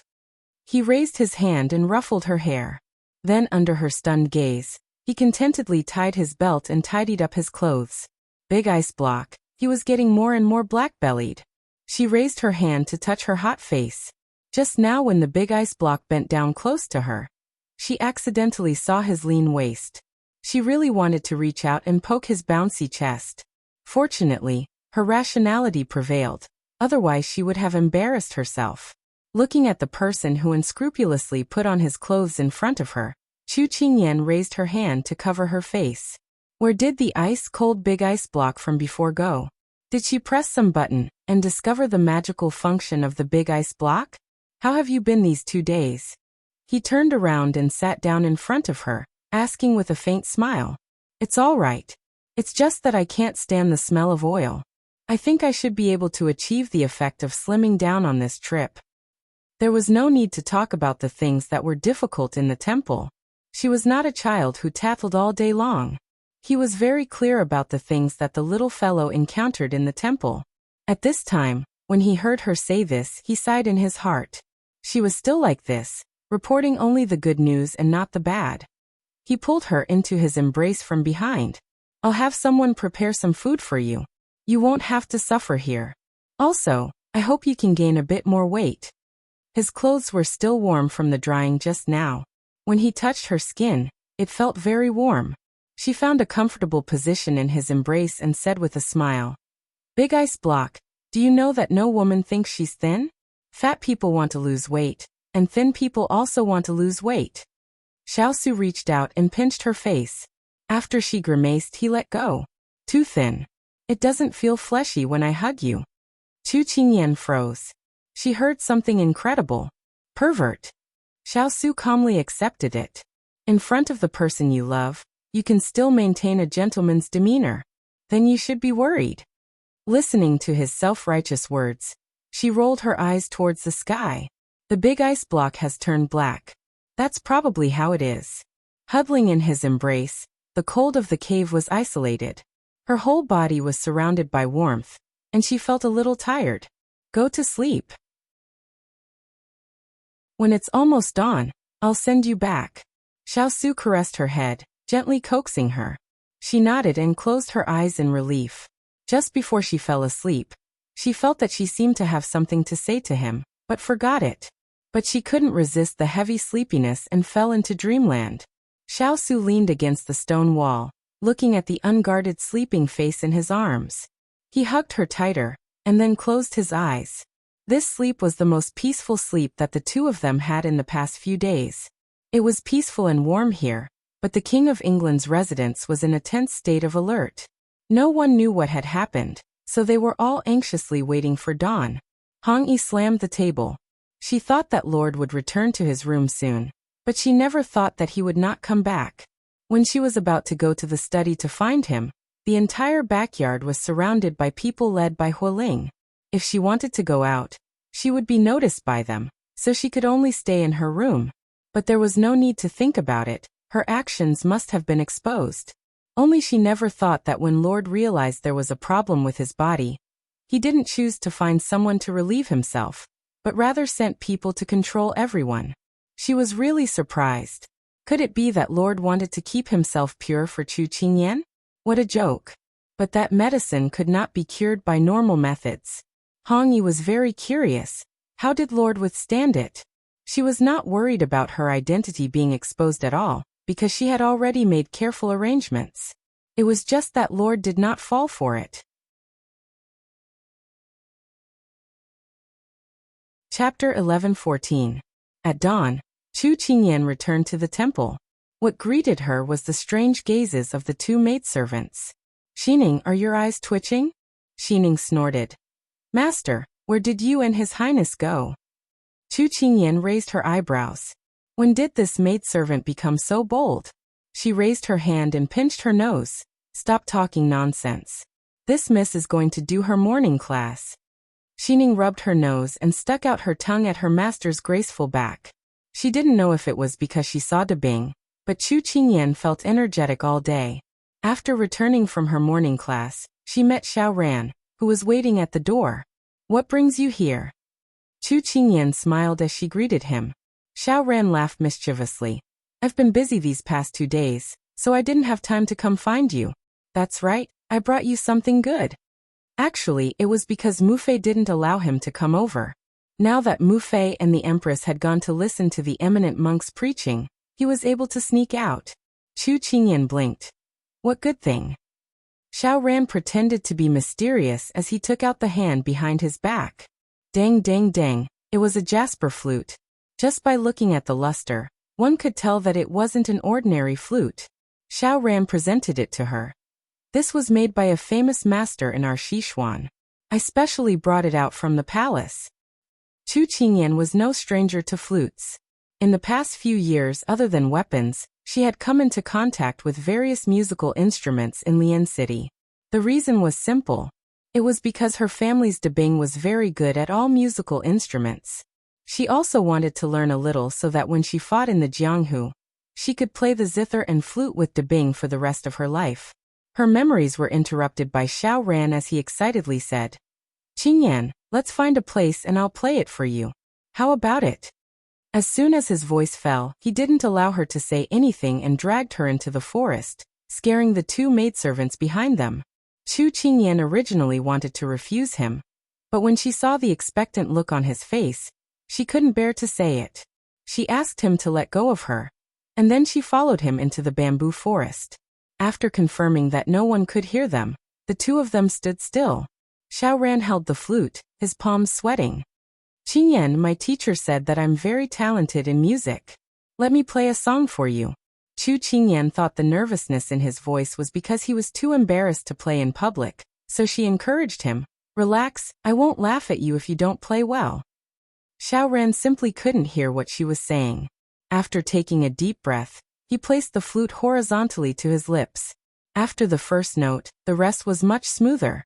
The crisp and graceful sound of a flute rang out in the forest. Chu Qingyan leaned against the bamboo, squinting her eyes to admire it. It had to be said that this brat's playing was really good, but compared to the big ice cube, he was still lacking. Compared to the big ice cube's playful nature, looking at Xiao Ran's appearance, he should have received professional training. Even an amateur was better than a professional. It was simply infuriating. At this time, Xiao Ran was playing the flute, while carefully sneaking glances at the person in front of him. When she looked over, he immediately looked straight ahead.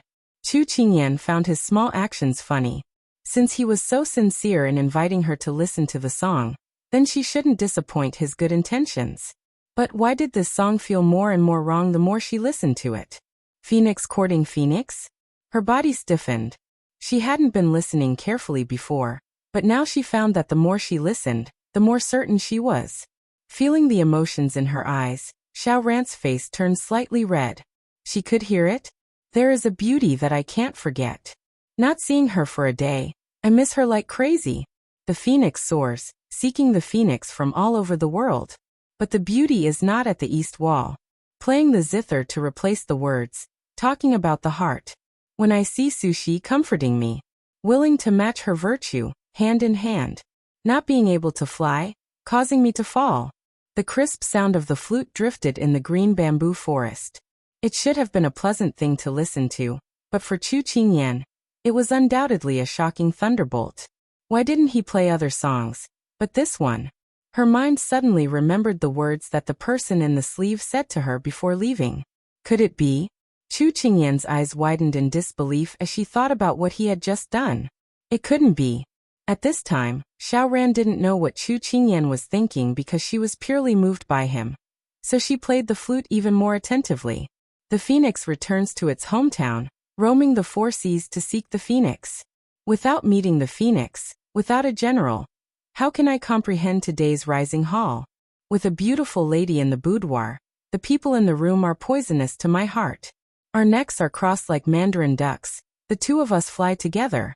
The phoenix comes from my perch, getting the fruit to be my concubine forever. Friendship is harmonious. Who knows the person in the middle of the night? Both of my wings flipped over and flew high, without feeling the sorrow of my thoughts. Chu Qingyan couldn't stand still. She really wanted to find a place to hide right now, but she was afraid that it would hurt his self-esteem, so she hesitated. Unknowingly, the song was finished, but she didn't listen to the last part. Xiao put down the flute and stood in front of her. He lowered his head and unnaturally asked in a soft voice, "Is it good?" In these 4 years he grew up very quickly. He was now a head taller than her. When she wanted to listen to him, she had to look up at him. She only noticed this gap now. "It's good," she stammered. With Qingyan's affirmation, his eyes instantly lit up. He took a deep breath, and then took a step forward to get closer to her. "Then what do you think of the song I played?" His approach made her involuntarily take a step back. The safe distance between strangers should be 3 steps, friends should be 2 steps, and only intimate lovers should be 1 step. Just now, Xiao had already broken the distance between friends, which made her subconsciously want to avoid him. Xiao didn't notice her silent rejection. At this time, he was more concerned about her answer. "When I was in Jiangnan, I often heard this song being sung on the river. Men, women, old and young all sang it. It's very catchy. I think you played it very well." She made up a story to reveal that she didn't think in that direction. Actually, she was also tactfully rejecting him. Xiao also knew about her in Jiangnan, but he didn't know what she was doing in Jiangnan. "So it's like that. But do you know the meaning of this song?" He was like a good student with a strong thirst for knowledge as he stared at her without blinking. The young man in front of her had already grown taller. His youthful face had already faded. Now he was handsome and tall. He had become the ideal husband that all the girls in the capital fought over. Why was her impression of him still stuck in the past? Was it because of this that he had misunderstood? Her mind was like a pile of paste at this time. Being confessed to by a good friend, what was going on?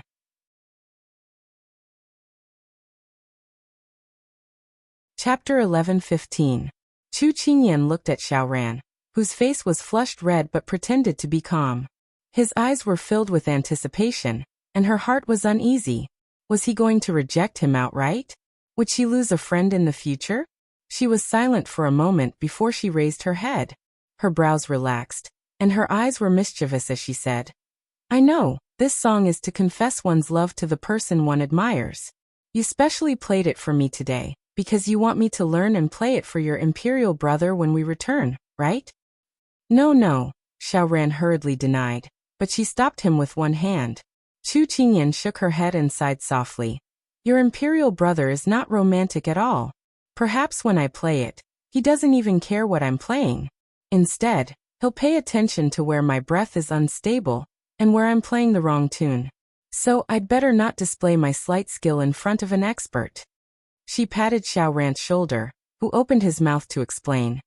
"Thank you for your good intentions, but this is not suitable for us. Oh right, I promised the master to copy the scriptures, so I won't waste time here with you. See you later." After she finished speaking, she immediately turned around, not giving him a chance to speak at all. By the time Xiao reacted, she had already walked far away. He looked at the flute in his hand, turned around and heavily kicked the tree trunk. His entire person was dispirited and defeated. I told you not to know how to speak. I told you not to know how to speak. Look, she's gone. After leaving the forest, Chu Qingyan felt as if she had been fished out of the water. Her entire body was covered in sweat. Master, are you very hot? Jasper immediately handed over a handkerchief. Chu Qingyan took it and carelessly wiped her face. She casually replied, "The weather is indeed too hot." Xining delivered pastries and said with a smile, "Master, you walked so fast just now that the two of us almost couldn't catch up. But what did you say to His Highness the Fourth Prince?" "We heard the pleasant sound of a flute." When they entered the forest earlier, Xiao Ran thought that he did not want others to hear him play. So she sent the two away to guard the entrance of the forest. She sighed softly, and as if she thought of something, she instructed, "In the future, if the Fourth Prince comes to find me, just say that I'm not here, or that it's inconvenient for me. If he gives you anything, don't accept it, understand?" "Master, what happened between you and His Highness?" Xining didn't understand. As soon as the words left her mouth, Jasper pulled her sleeve and warned her. Chu Qingyan rubbed her hair and said gloomily, "You don't have to know the reason. Just do as I say." Xining didn't say anything else. She could tell that her master wasn't in a good mood. She thought that His Highness must have made her master angry. She cursed Xiao Ran in her heart. "Master, Her Highness the Empress sent someone over. She wants you to come over in 2 hours." Jasper reported from the side. Chu Qingyan raised her brows. She didn't expect that after she made a nutritious meal with fruit and vegetable salad for Empress Liang yesterday, she would be called over today. It should be related to this nutritious meal. If she could use this to build a good relationship with Empress Liang, then she wouldn't have to worry about her making a move against her in the future. "Alright, you two get ready. Remind me to come out in 2 hours. Right now, I need to catch up on sleep." As she spoke, she changed her clothes and laid down on the bed like a corpse. In order to not let the big ice cube be discovered, she came back alone. But before they parted, the two of them were reluctant to part. Thinking about it now, it was really warm. She couldn't help thinking about the nosebleeds she saw last night. She couldn't help but cover her face. Calm down, calm down." Xining didn't understand why her master had a treacherous smile one moment, and then bashful the next. She pulled on Jasper's sleeve. "Did master suffer some kind of shock?" Jasper shrugged. "I also don't know." Xining rubbed her chin as she muttered in her heart. Master's thoughts were really hard to guess. Xiao Ran dejectedly returned to his room. He didn't notice that the two subordinates standing by the door were desperately winking at him. With a push, the door was pushed open. He walked in with his head down and poured himself a cup of water. Just as he was about to drink it, he suddenly felt that the atmosphere in the room wasn't right. He looked to the side and revealed a look of surprise. He blurted out, "Mu Fei, why are you here?" "Consort, you was sitting on the main seat with Jiang Momo and Jade Rabbit on both sides. It's your day off this morning. Where did you go?" Consort Yu looked at him, her voice calm. She came looking for him as soon as she came out of the hall, but she didn't expect to find him. Xiao Ran didn't think that his Mu Fei would suddenly check on him. His expression was erratic. "I was bored out of my mind in the room, so I went out for a walk." "I think it's you who went to play a tune to please someone." "Imperial concubine," you coldly smiled. Xiao Ran was stunned. He raised his head and his voice was filled with disbelief. "Mu Fei, you sent someone to spy on me?" Imperial concubine Moon slammed the table heavily. "Imperial concubine mother is concerned about you. You have really grown up. How many times have I told you not to get close to Chu Qingyan, and not to interact too much with her? You just don't listen and even came up with a male phoenix courting a female phoenix. Do you want to destroy the image that Imperial concubine mother has painstakingly created for you all these years?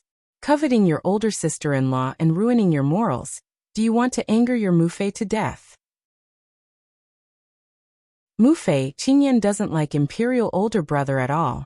If it wasn't for that Imperial edict, she wouldn't have wronged herself. Xiao Ran clenched his fists as he angrily spoke. He wasn't just angry that his Mu Fei had sent someone to spy on him. He was also angry that his Mu Fei had stopped him. Consort Yu was so angry that her hands were trembling. The people beside her were so scared that they quickly poured tea to calm her down. Imperial concubine Moon took a sip of tea to calm her nerves. Then, she slammed down the teacup and glared at him, hating him for failing to live up to her expectations. There are so many girls in the world, so why do you insist on hanging yourself on one? Mufei, I must marry Qingyan in this lifetime. Otherwise I will regret it for the rest of my life.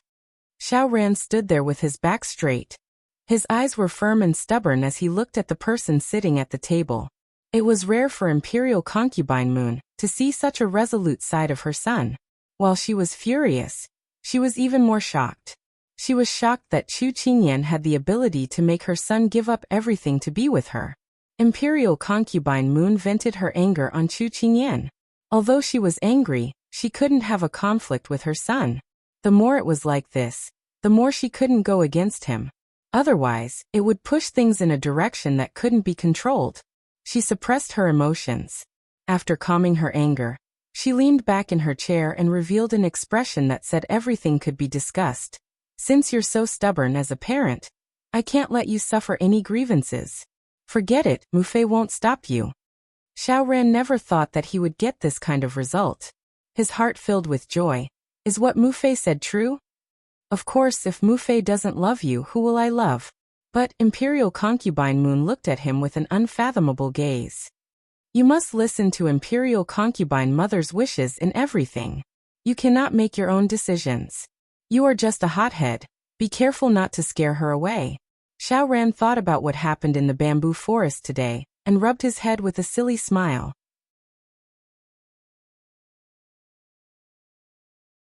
Chapter 11:16. After returning to the palace, Xiao Su began a strict investigation, but he found nothing. Huang Yi, think about it again. Hu Ling stood in front of her and spoke with a serious expression. Huang Yi thought for a bit and shook her head. Yesterday was the time when the palace was purchasing ingredients. There were many people going in and out of the kitchen. I also don't know who touched the soup. Xiao Su sat at the head with a frown. He waved his hand at Huang Yi. You can leave first. Huang Yi nodded, and then turned to leave the room. Turin walked in at this time and reported, Master, this subordinate has questioned everyone who went in and out of the kitchen, and did not find anything suspicious. Hu Ling followed up. Too hateful. This actually happened right under our noses, and we don't have any clues at all. Seeing Hu Ling's flustered appearance, Turin frowned and said to his master, Master, this subordinate feels that there is a traitor in the palace. Xiao Su raised his hand to rub his tired eyes. From the beginning of the palace until now, this king has not lived in the palace often. It is impossible to guard against someone planting spies in the palace. Then what do we do? Do we just watch as they stir up trouble right under our noses? Hu Ling was angry. Fortunately, it was not poison this time, otherwise their master might be in danger. Ethereal and the others were not here. If something bad happened, what should they do? The earth spirit patted him on the shoulder, telling him to calm down. Xiao Su raised his brows. This time we've alerted the enemy, so the other side will not act so quickly.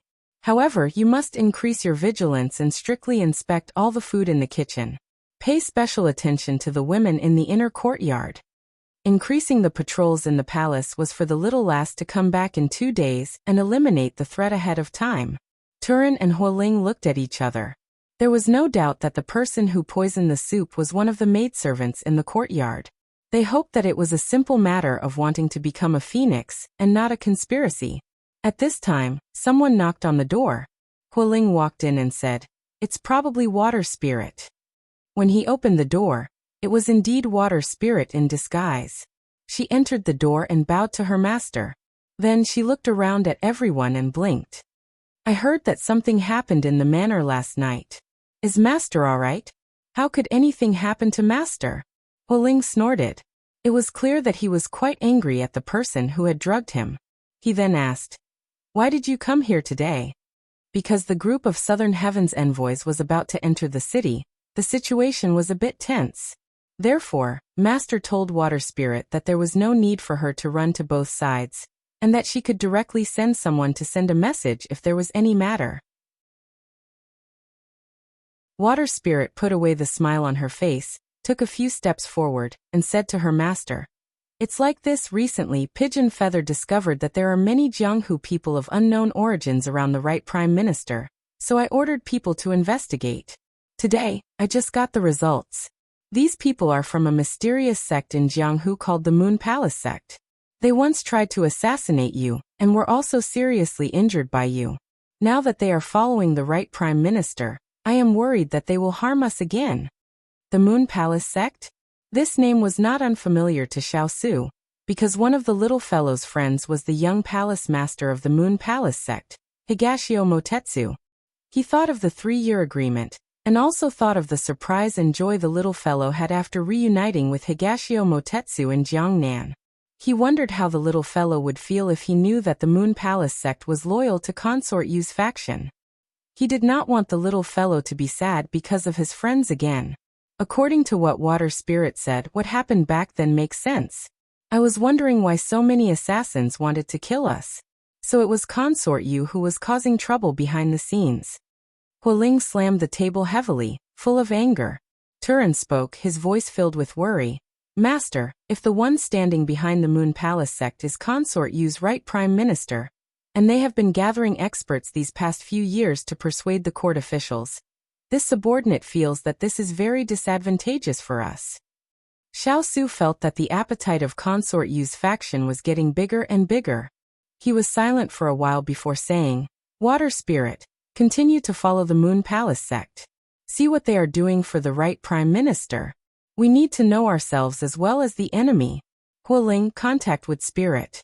This king needs to know how much progress has been made in Fuli Mountain. Water Spirit and Hualing accepted the order. Xiao continued, "You don't need to worry too much. My imperial father is very smart. He will not allow anyone to stretch their hands too far. Pay close attention to the right prime minister's side. If there is anything that can be used, make some movements. When the time comes, we don't need to do anything. My imperial father will handle it himself." For a long time, as an emperor, what he did not want to see the most was for his subjects to overshadow the emperor, or for their appetite to be too big and not be able to abide by their duties. The 3 nodded. Turan stepped forward and said, "Master, there is one more thing. Chu eldest master and Chu eldest madam will arrive in the capital tomorrow. This subordinate has already arranged for people to pick them up." Xiao nodded, his brows relaxing slightly. "Order the stewards and servants to be on high alert. Treat them well and don't let them suffer any grievances. Otherwise, this king will not let them off easily." The 3 looked at each other. As expected, he loved the house and its crow. Even the young princess consort's parents were taken care of like this. In the past, it was very rare for the lord to give such special orders. Even if the empress personally came to the Wang Fu, she would not receive such treatment. After leaving the room, Hualing and the other 2 walked together. "Say, how did master get the antidote last night?" Hualing had been holding it in, and did not dare to ask. Now that master's strong aura was gone, she finally spilled it out. Turan did not answer and looked at Water Spirit. Water Spirit laughed. "Pigeon Feather reported last night that she saw master's figure in Hugua Temple." She did not say what Yu Shishir wanted to say, but everyone understood tacitly. As expected. "When do you think we'll have a little master?" Hualing asked in anticipation. "It should be soon," Shui Ling said with a sneaky smile. So the 3 of them smiled, and went to do their own things. Hualing laughed. Master's self-control was too strong, being able to endure until they went to Hugua Temple. As she thought about it, she suddenly saw a person walk out from the corner. Hongyi. Sir Hualing. Hongyi did not expect to meet him as she bowed with a smile. Hualing nodded at her, and prepared to leave. "Sir Hualing, I heard that Lord wasn't feeling well last night, so someone came to ask us what we did yesterday." "What happened?" Hongyi asked with a worried expression. "Don't ask about things you shouldn't know. Just abide by your duties." Ever since Hongyi secretly bullied the young princess consort, Hualing did not like her. After saying this, he left. Hongyi watched his back as he left. Thinking about the disgust in his eyes, she tightly gripped the handkerchief in her hand. For a long time, she had been the most respected person in the inner courtyard. It was all Chu Qingyan's fault. If it wasn't for her appearance, how could everyone stay away from her? Chu Qingyan, just you wait, you and I cannot live under the same sky.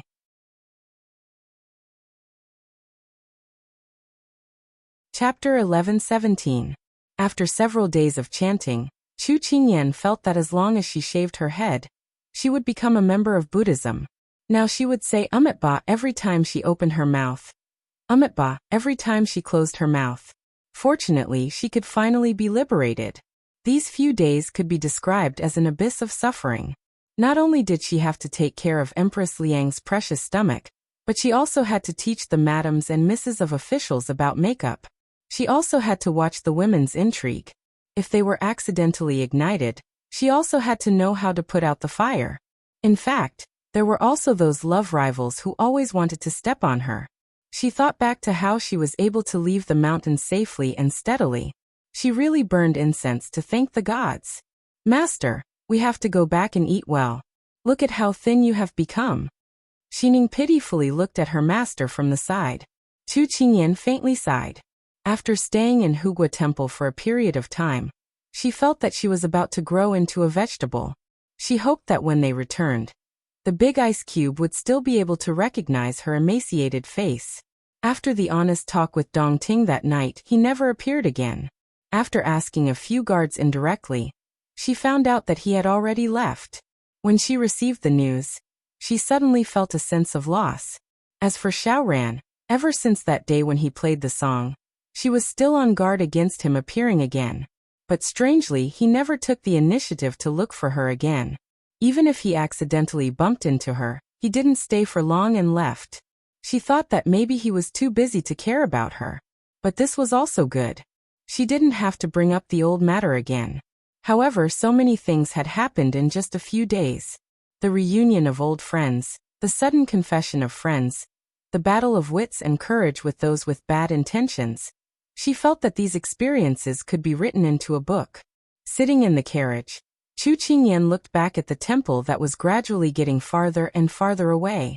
She sighed again, and then remembered the scene when she met with Su Jian before she left. At that time, Jasper Xining was packing her luggage in the room. When she walked out of the door, she saw Su Jian standing in the courtyard. "Why are you here?" This place was where believers lived, so there was only one answer. He came to find her. As expected. I heard that you're leaving today. Su Jian looked at her and smiled faintly. Chu Qingyan smiled. Yeah, I've been so busy these past few days praying for blessings, chanting scriptures, and copying scriptures. I didn't realize that time had passed so quickly. Su Jian took a few steps forward and stopped when he was 2 steps away from her. His expression was as emotionless as usual, but his eyes were focused on her. Seeing that he seemed to have something to say, she couldn't help but straighten her back slightly. Her expression also became serious, but her tone still carried a hint of ridicule. What? You have something to tell me? No matter what happens in the future, remember to keep a calm heart and not be arrogant or rash. As Su Jian spoke, he suddenly felt that he was a little strange. Did he come here just to say these things to her? It didn't seem like his usual way of doing things. Chu Qingyan pursed her lips. For a senior monk like him, every word he said should have a hidden meaning. She silently noted it down. At this moment, a guard came over to say that they could set off. After sending him away, she raised her head and gave Su Jian a sincere smile. Thank you for your kind intentions, but we have to go. There's no need to be so reluctant. It's only a day's journey from here to the capital by carriage, and your martial arts are so high. Your Qinggong will only take 2 to 4 hours. Goodbye. I'll go when I have time. Su Jian didn't know why he agreed. The 2 maidservants had already walked out with their bags. Chu Qingyan waved at him, and then left with the others. Chu Qingyan stopped reminiscing about the past, and she suddenly realized something amidst her daze. It was obvious that Su Jian already treated her as a friend. Otherwise, why would he take the initiative to come over and give her instructions? She clapped her hands and smiled. It must be like this. But she felt that his instructions seemed to be hinting at something. Could it be that something would happen when she returned to the capital? She uneasily pressed her hand to her chest and felt her heart beating wildly. She vigorously shook her head. Impossible, what could happen? She shouldn't scare herself. Once they entered the capital, they all returned home. By the time Chu Qingyan's carriage appeared at the end of the road, it was already evening. Master, it's our prince's carriage. The young princess consort has returned. Hualing looked from afar. His eyes focused and he immediately raised his arms to shout. As soon as he finished speaking, his master hit him with a chestnut. This prince saw it. The meaning was that he didn't need to say anything. Xiao Su and his servants were not the only ones standing at the door to welcome them. Father and Mother Chu were also there. Father Chu stood on the steps in a luxurious brocade robe. He had an imposing aura, but it was broken with a smile. Son-in-law, Kai Kai is home. Unable to contain his excitement, Father Chu jumped to his son-in-law's side and stood on his tiptoes to look. Xiao Su nodded. On the side, Hualing, who was holding the bun on his head, swallowed his saliva in shock. In the end, he sighed in agreement. He would only get beaten if he spoke, but Father Chu was able to receive his master's affirmation. It really was different people receiving different treatment. AI. Turin was already used to this. Compared to the young princess consort's father, he might as well hit his head against the wall. The sound of the horse's hooves gradually came closer, until it finally stopped at the door. Chu Qingyan was awakened from her sleep by two maidservants. When she learned that they were home, she immediately woke up and prepared to jump out of the carriage. However, someone was faster than her and lifted the curtain. Kai Kai, you're back. An incomparably familiar face suddenly appeared in front of her eyes. Father, you're back. As expected, people of different families were bound to enter the same house. Each voice was louder than the last. Chu Qingyan threw herself over with tears in her eyes. Chu Machen's father happily took her and chuckled. My dear daughter, you've gained weight again. Father almost can't carry you anymore. Chu Qingyan's lips twitched when she heard this. Father, I've almost turned into dried vegetables these past 2 days. You're actually insulting me like this. It's a critical hit. On the side, Mother Chu smiled and said, Child's father, don't say that to your child. She's already so big, give her some face. Father Chu had always followed his wife's orders. When he heard this, he immediately stood up and said, Your mother is right, you've almost turned into dried vegetables. Later, I'll have the kitchen make more delicious food for you. I'll make sure you gain back all that meat. Chu Qingyan looked at her father, who changed his expression faster than flipping through a book, and continued to twitch her lips. Father, Mother, were you all right on your journey? She asked with concern. Father Chu clapped his hands. All right, of course we were all right. Those bad people were the ones who weren't all right. They actually dared to lie to us and say they were white impermanence's people. Next time, Father will definitely beat them until they're looking for their teeth on the ground. Everyone was amused. Right after chatting with her parents for so long, where was Big Ice Cube? Her family's Big Ice Cube was blocked in front of his parents-in-law. Due to his status, he couldn't immediately see his little wife, nor could he scold them like an outsider for snatching his wife away. At this moment he was feeling sullen.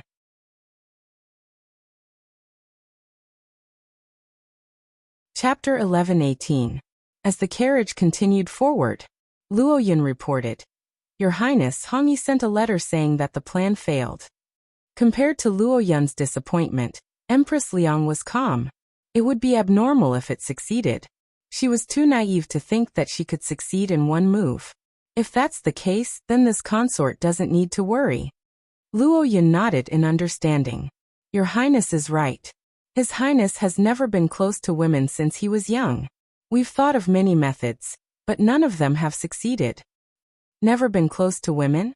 Empress Liang thought back to that time in the palace, when her son had fallen out with her in order to protect Chu Qingyan. She smiled mockingly. I'm afraid that back then he hadn't met someone to his liking. What does your Highness mean? Luoyun thought of someone. Just watch. In the past he was like a slippery loach. Now that he has a weakness, this consort can be at ease.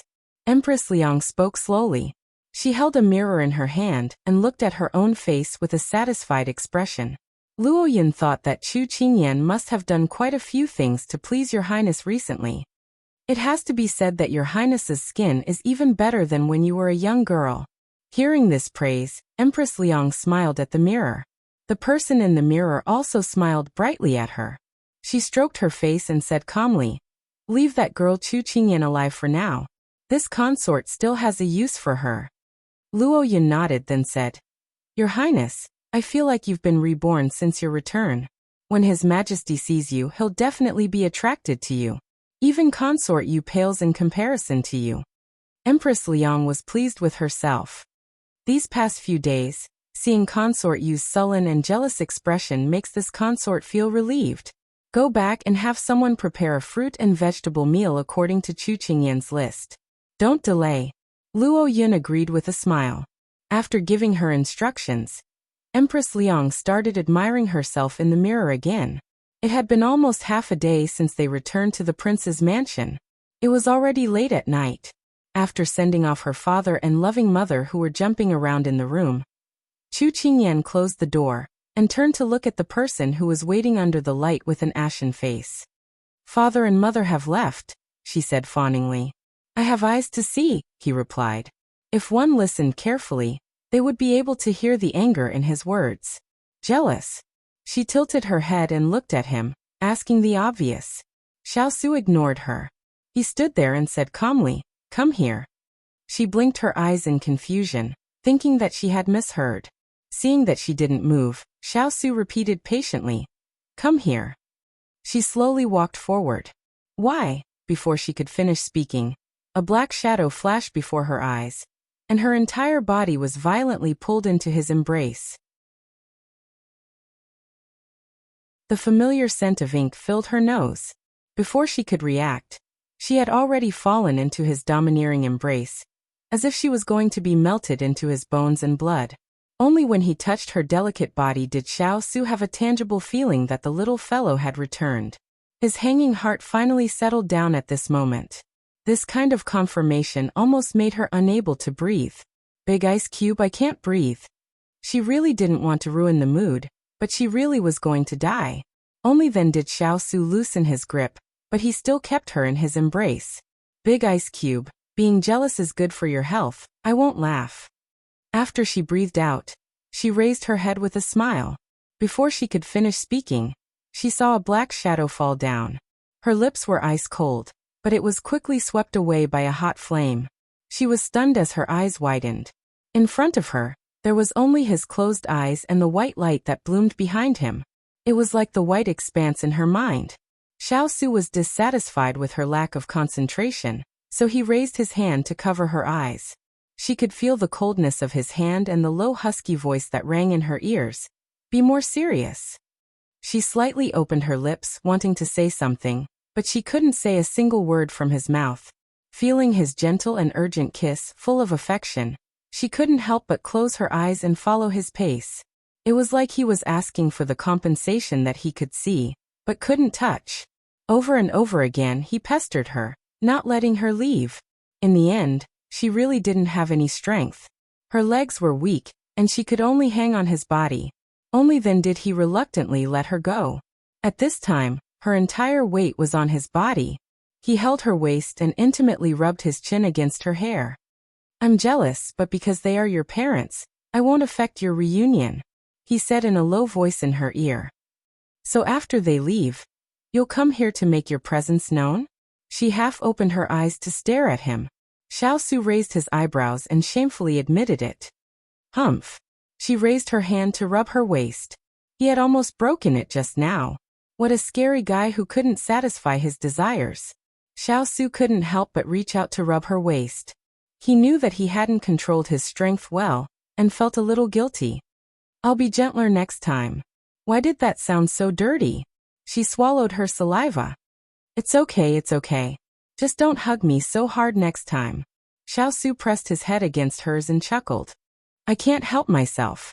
The big ice cube's voice was already pleasant to the ears, and now that he had lowered his volume, it was filled with affection and adoration. She couldn't take it anymore, and her face turned as red as an apple. Xiao Su chuckled and bit her pink little face. He said possessively, I really want to eat you up. The thick hint of affection made it impossible for Chu Qingyan to pull her head out of his chest. She was really afraid that she wouldn't be able to control herself and pounce on the big ice cube. That wouldn't be in line with her ladylike nature. Empress Liang led the concubines and the womenfolk of the imperial harem to Hugua Temple to pray for blessings. She received the praises of the common people. Even though the weather was still hot, in the eyes of the common people, they were already very lucky to have the nation's mother, who cared so much about them. They didn't ask for rain from the heavens. Not long after the group of people who had fasted and prayed for blessings returned, a large procession slowly approached the capital. Lord will be able to enter the city tomorrow morning. A subordinate stood by the carriage and reported. Send someone to the capital first to confirm the time to depart from the capital. A gentle voice came from the carriage. Yes. Inside the carriage, Pang Zhijing propped up her chin and rolled her eyes at the calm person in front of her. Putting on an act, hypocrite. If the princess is dissatisfied with Ben Wang, you can say it. Xiao Ho didn't even look at her and guessed her thoughts. Pang Zhijing made a tisk sound. I don't want to talk to you. Xiao Ho didn't bicker with her. He flipped through the letters that hadn't been dealt with yet in his hand. The person who said that she didn't want to talk to others still couldn't resist her curiosity. What are you looking at? She leaned over to take a peek. Xiao Ho looked up and coldly glanced at her. Pang Zhijing received his displeasure and immediately stood up to distance herself from him. If you don't want to let me see, then I won't let you see. Petty.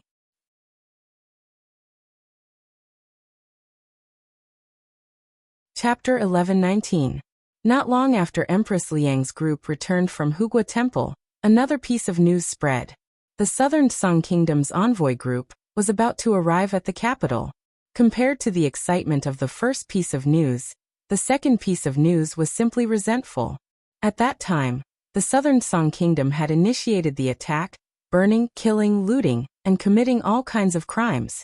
Although half a year had passed, it still hadn't extinguished the anger in the hearts of the commoners.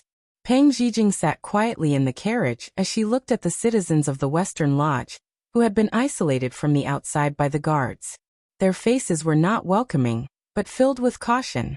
She twirled her hair with her fingers and smiled helplessly. The main culprit of the war between the Southern Song and the Western Lodge should be the ruler at the top, and not her. A cannon fodder who had been pushed out for no reason. Her gaze passed over the sea of commoners outside, and landed on the back of the thin and handsome figure riding a white horse in front of her. If it was just based on appearance, Xiao Ho had the most suitable person for her, elegant and handsome. However, although she was an appearance expert, she also had the instinct to seek advantages and avoid disadvantages. Xiao Ho's thoughts were too deep. She felt that she was invisible in front of him, with no privacy at all. Moreover, he was a tyrannical maniac who could strangle you with a single word. Sometimes, the one riding a white horse wasn't necessarily a prince. It could also be Tang Seng or a hypocrite. Wait, what was she thinking about? Heavens earth, that's a bad person. Perhaps it was because of the continuous assassination attempts, but in order to ensure her safety, Xiao Ho made an exception and allowed her to ride in the same carriage with him. She was almost bewitched by his considerate gentleness. This person always did things with a purpose. Protecting her was just like a bodyguard protecting an item. Ignoring the two maids' advice, Pang Zhijing laid down on the couch without a care for her image. Hee, can you eat being reserved? Right now, she was only thinking about how to protect her little life. On top of the high wall, Chu Qingyan took advantage of Big Ice Cube's convenience to bring her father up the tower and watch the Southern Song Kingdom's envoy group enter the city. She couldn't understand why a person like Big Ice Cube, who always kept a clear distinction between public and private affairs, would give in to her father's pleas and open the back door for him. Even now, standing with the soldiers on the city gate tower, she still felt a little unreal. Kai, look. What a fat horse. It must taste delicious. Mr. Chu was drooling at the side. Once these words were said, Hualing, who was standing guard on the side, couldn't help laughing. The southern blue country was mostly grasslands and was very suitable for grazing, so the cows, horses, and sheep were all fattened up more than their Sichuan. Dad, didn't you say you wanted to watch the fun? Chu Qingyan smiled. Chu Qian's father's attention immediately shifted from the black horses to the troops with the loud gongs and drums. His line of sight shifted to the tall and burly vanguard soldiers of the southern Song Empire, who were walking at the front. Following which he pouted and said, Kai, these people are so dark. Do they never wash their faces? Pohaha. Hualing couldn't take it anymore. He hugged his stomach and laughed until he couldn't straighten his back. Chu Qingyan couldn't help but laugh. She really wanted to explain to her father that this wasn't the reason. However, seeing that her father was no longer paying attention to this and was looking elsewhere, she stopped thinking about it. Kai, look. The man riding the white horse is quite handsome. There's even a carriage following behind him. Is that his bride? Mr. Chu blinked his eyes and said, Dad seems to remember that this was how he married Dan Yang back then. His words were filled with pride. Chu Qingyan was very surprised by her father's strange imagination. However, when her gaze landed on Xiao, she couldn't help but narrow her eyes. It's him. The prince who was secretly harboring evil intentions. That's the third prince, Xiao. The carriage following behind him is the princess that the southern blue country sent this time. As she explained, Chu Qingyan suddenly thought of a very important matter. She heard that this princess was about the same age as her. The princes that were suitable for her to marry were only 4. With the big ice block's grudge with the southern blue country, he shouldn't fall for it, right? She comforted herself. Does the marriage for the sake of peace mean marriage? Mr. Chu looked at his daughter with eager eyes. Chu Qingyan dispelled the confusion in her heart and nodded with a smile. Then you and the inverted scallion. When are you getting married? Dad wants to hold a cute granddaughter. Mr. Chu looked at her with sparkling eyes. Chu Qingyan subconsciously corrected him. It's a grandson. As soon as she said that, her face turned red. Dad, what are you saying? You're not allowed to escape, not allowed to be perfunctory, and not allowed to be silent. Mr. Chu harumphed. Chu Qingyan choked on her father's words. Mr. Chu took out the aura of an elder and cleared his throat. Kai, you can't drag this out any longer. Otherwise, when Dad's hair turns white, I won't be able to hold a grandson. Hualing, whose ears stood up on the side, interjected. It's a grandson. After saying that, he shrank back to being invisible. Her face turned red. It was fine if Dad wanted to force a marriage, but Hualing and the others heard it. This was too embarrassing. She stomped her feet. Dad, you should ask your son-in-law about this. Seeing his daughter's delicate appearance, Mr. Chu wasn't a fool at this crucial moment. That's reasonable. If the inverted scallion doesn't marry you quickly, I'll pinch his ears. Hualing felt that this scene was too beautiful to imagine. Chu Qingyan pretended to be serious as she looked at the guards of honor below. However, her heart was in turmoil. There were some things that she could not say to her father. Actually, Big Ice Cube had told her before that they would get married after the two empires officially came to an agreement. She thought about it and realized that it would be a month later. It should be soon. Soon, the Southern Heavens envoys arrived outside the palace. Under the guidance of the ministers, they entered the throne room. Be smart later. If you meet someone you don't know how to answer, just maintain a smile. Naturally, someone will answer for you. Xiao was the person in charge of escorting the envoys, so he was naturally the leader. He was currently standing beside Pang Zhijing as he seriously instructed her in a low voice. Pang Zhijing curled her lips, but she still replied against her will.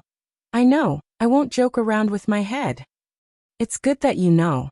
Xiao wasn't satisfied with her attitude, but he didn't say anything else. He walked forward with large steps, creating a distance between the two of them.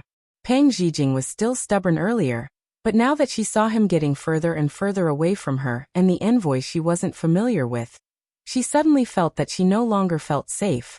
She couldn't help rubbing her arms as she looked up at the plaque hanging high above. She swallowed a mouthful of saliva as she looked up at the awe-inspiring civil and military officials. How could he abandon her at such a crucial moment? She calmed herself down and pretended to look straight ahead. She expressionlessly walked into the center of Sichuan's highest authority. Xiao glanced at her pale, but calm appearance from the corner of his eyes. He felt that it was funny. This little thing who didn't know the immensity of heaven and earth finally knew how to be afraid. He shifted his gaze and looked at Xiao, who was at the front. The corners of his mouth curled up without leaving a trace. Xiao, prepare to receive my attack.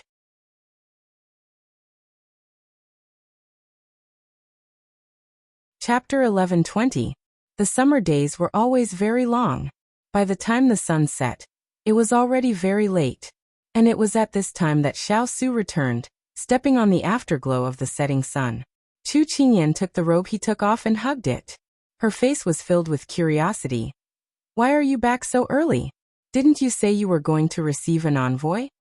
I'm only in charge of the city defense, not the reception. Also, Imperial Father has arranged the reception banquet for 3 days later. You will also have to attend. He raised a hand to pinch her little nose and said with a smile. What? I also have to go? Can I choose to refuse? Chu Qingyan immediately protested. Xiao shook his head. You can't. Why? I hate this kind of banquet the most. She was vexed. Suddenly her eyes lit up. I can pretend to be sick. You can go back and say that I'm not feeling well. I can't be exposed to the wind while recuperating in the Fu. How about it? Nothing much. Xiao did not give her any face at all. Humph. Seeing her throw a tantrum, Xiao was both pitiful and amused. As long as you're in the capital, you're the princess consort. This is unavoidable. Chu Qingyan was discouraged. This is the bad thing about marrying into a rich family. You have to pretend to be reserved and virtuous all the time in all kinds of situations. You even have to be pointed at behind your back from time to time. It's so frustrating. I haven't even married you yet.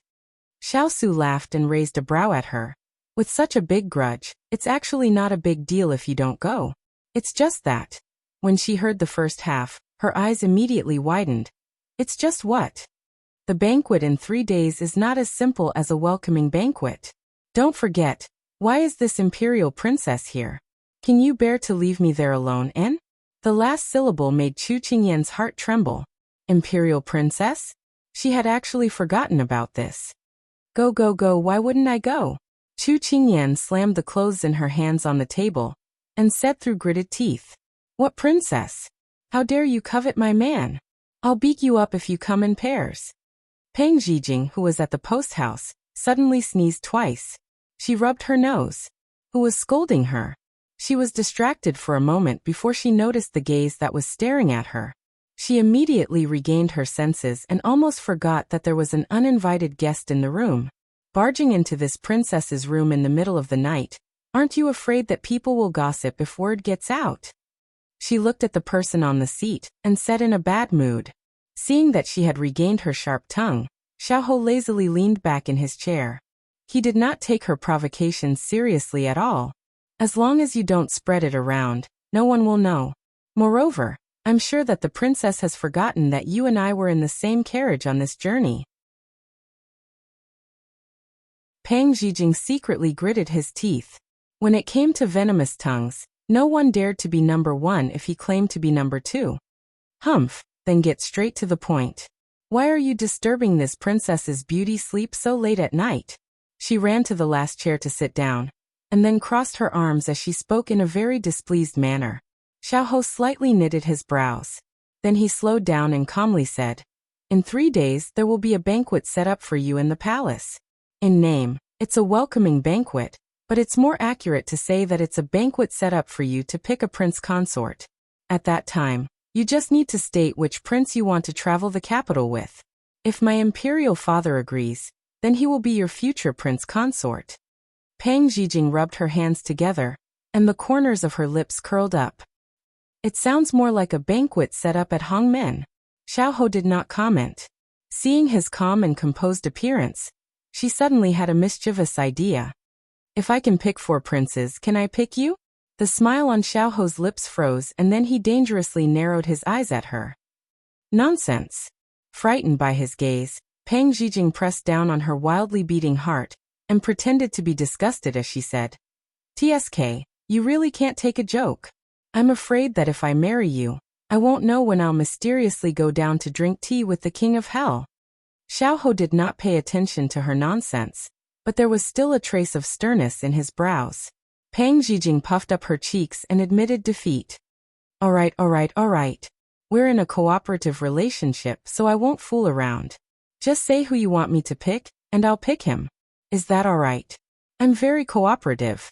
No one noticed that the way the two of them interacted right now was like a couple who were at odds with each other. Xiao Su recovered his gentle appearance. He looked into her eyes and said a name. The King of England, Xiao Su. That lord with the ice-cold mask? Today in the royal court, she had a particularly deep impression of this person because that mask was too eye-catching. Moreover, his entire body was like a piece of iron. If it wasn't for that mask, she felt that she could have seen the words, "Strangers do not approach," written on his face. She stood up and circled around the chair, indignantly saying, I remember that he's the undefeated god of war who defeated Nan Song. You actually want me to pick him? When the time comes, won't he break my neck on the spot? You have an opinion? But even if you have an opinion, you can only pretend that you don't have an opinion.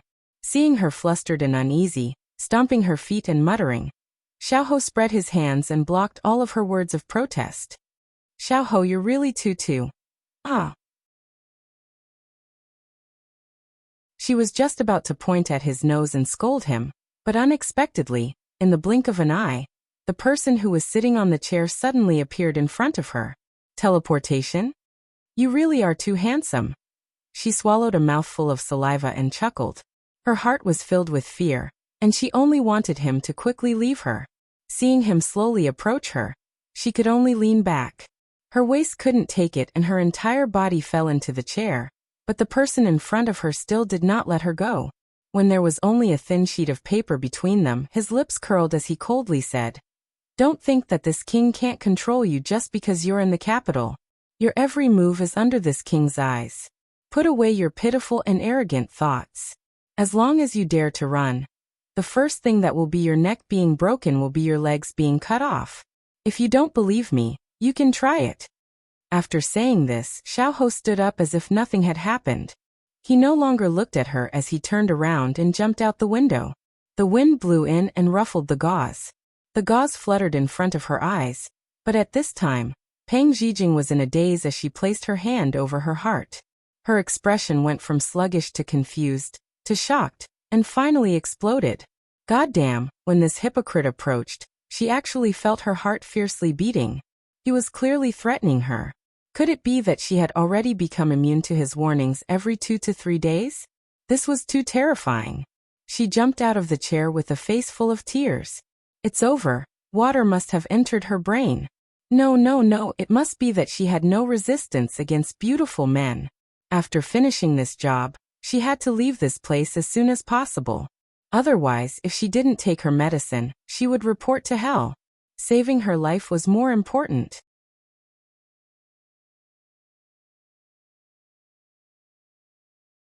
Chapter 11:21. The summer night was very hot. There was no wind at all. The sand on the ground was still warm, and one could feel the heat from the soles of their feet when they stepped on it. Chu Qingyan was sitting quietly in the courtyard. She was thinking about the scene of Xiao Ran playing the flute that day in the bamboo forest. The reason why she didn't want to go to the banquet was because she didn't want to see Xiao Ran again. She had already sensed his feelings for her, and under the premise that she didn't expose him, she had to avoid him and cut off his thoughts. Otherwise, it would be awkward when they meet in the future. Should she tell Big Ice Cube about this matter? But would this affect the friendship between the brothers? She suddenly felt a bit sad. These two brothers were very close, but their mother was fighting fiercely. How long could this temporary peace last?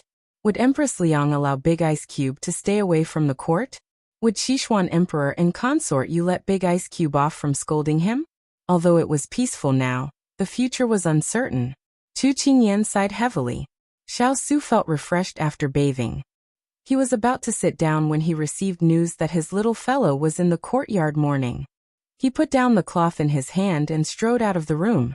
He immediately saw the little fellow propping up her chin and looking at the moon.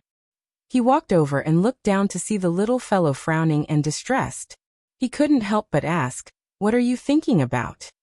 Big Ice Cube did not deliberately lower his footsteps, so she knew when he came close. "Thinking about you." She turned and hung on him like a sloth. Then she put her nose close to his chest and deeply inhaled the pleasant smell on his body. The little fellow's dependent appearance made Xiaosu's wife-doting skills come online again. He did not avoid it. After all, they were in his own home. Hence, he picked her up and sat down on her original seat. He reached out to pinch her tender cheeks and said in a pampering voice, "You're already so old, but you're still like a child." Big Ice Cube controlled his strength very well. He was able to pinch her flesh and not let her feel any pain. She only felt that her face was itchy. She blinked and whined. "Let me tell you, when you marry a wife, you have to dote on her like a child. Otherwise, my parents worked so hard to raise me, but I left them and went to a new home to live with a group of people who are not related to me by blood. You, on the other hand, got a housekeeper for free. Not only did she manage the house for your man, but she also had to carry on the family line for you. Isn't that enough for you men to treat us better?" It was obvious that the little fellow was not in a good mood tonight. Xiaosu could tell what she was feeling from her muttering, but he did not ask why. He raised his hand to tuck the strands of hair that had fallen by her ear, and then smiled faintly and said, "Your parents are my parents. I will treat them with the same respect and filial piety that you treat them." He had never enjoyed the love of his parents. It was the little fellow's parents who made up for his longing for kinship. In his heart, he had long regarded them as his own parents. That's more like it. She felt sweet in her heart. Actually, from the daily interactions between him and her parents, she believed that the Big Ice Cube would treat them well even without him saying it. "But it feels like I'll have to raise a lot of children in the future." Xiaosu pretended to be distressed. "What children? Who wants to give birth to your children?" She blushed and grabbed the clothes on his chest, pretending to be angry.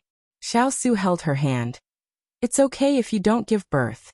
Then I'll only dote on you for the rest of my life, my child." The Big Ice Cube was really getting more and more daring. He dared to say anything. She buried her face in his chest and stiffly changed the topic. "Have you seen that princess? How does she look? Isn't she very beautiful?" Xiaosu chuckled lowly.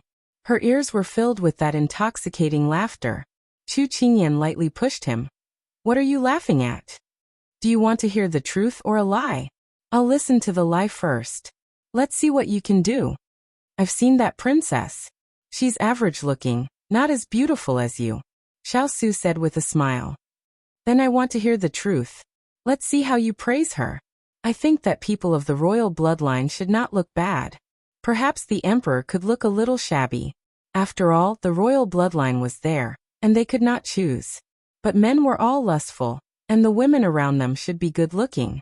So the princes and princesses born from them should at least be guaranteed to be good-looking." Xiaosu did not joke with her. "The truth is, I didn't even look at that princess." He was sizing up the envoys who came to negotiate the peace the entire time. And in his opinion, it didn't matter if they were men or women, because he only had eyes for his little fellow. "Well done." She generously rewarded him with a big kiss on the face. "Are you happy? Then can you share with me? What are you worried about tonight?" His face was still wet from her kiss just now, and his heart softened. But he slowly withdrew the smile on his face and looked at her seriously. The person in front of her had a gaze as gentle as water. Thinking about how he was originally a cold person, but for her, he was willing to put down his status to make her happy, she felt very warm.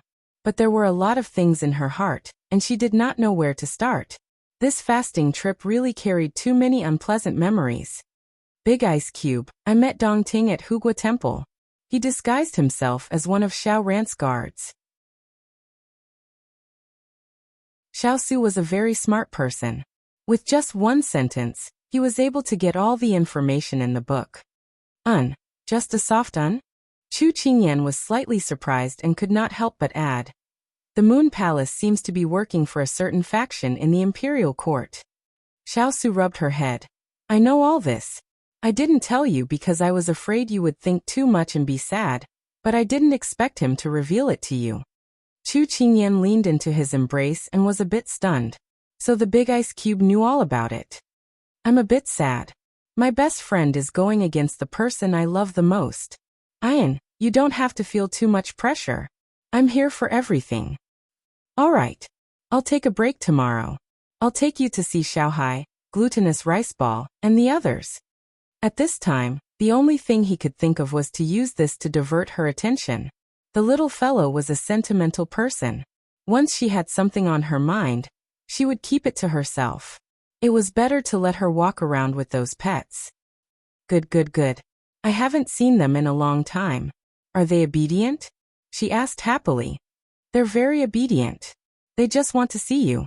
When Xiao Su heard Huiling's report, he could feel his subordinate's head explode with a headache. All right, I'll take them to play tomorrow. Nestled in his embrace, the fresh scent of ink lingered. Drowsiness came over her, and she did not have the energy to talk about Xiao Ran. Xiao Su looked at the little fellow who was sleeping in his embrace, and could not help but close his arms.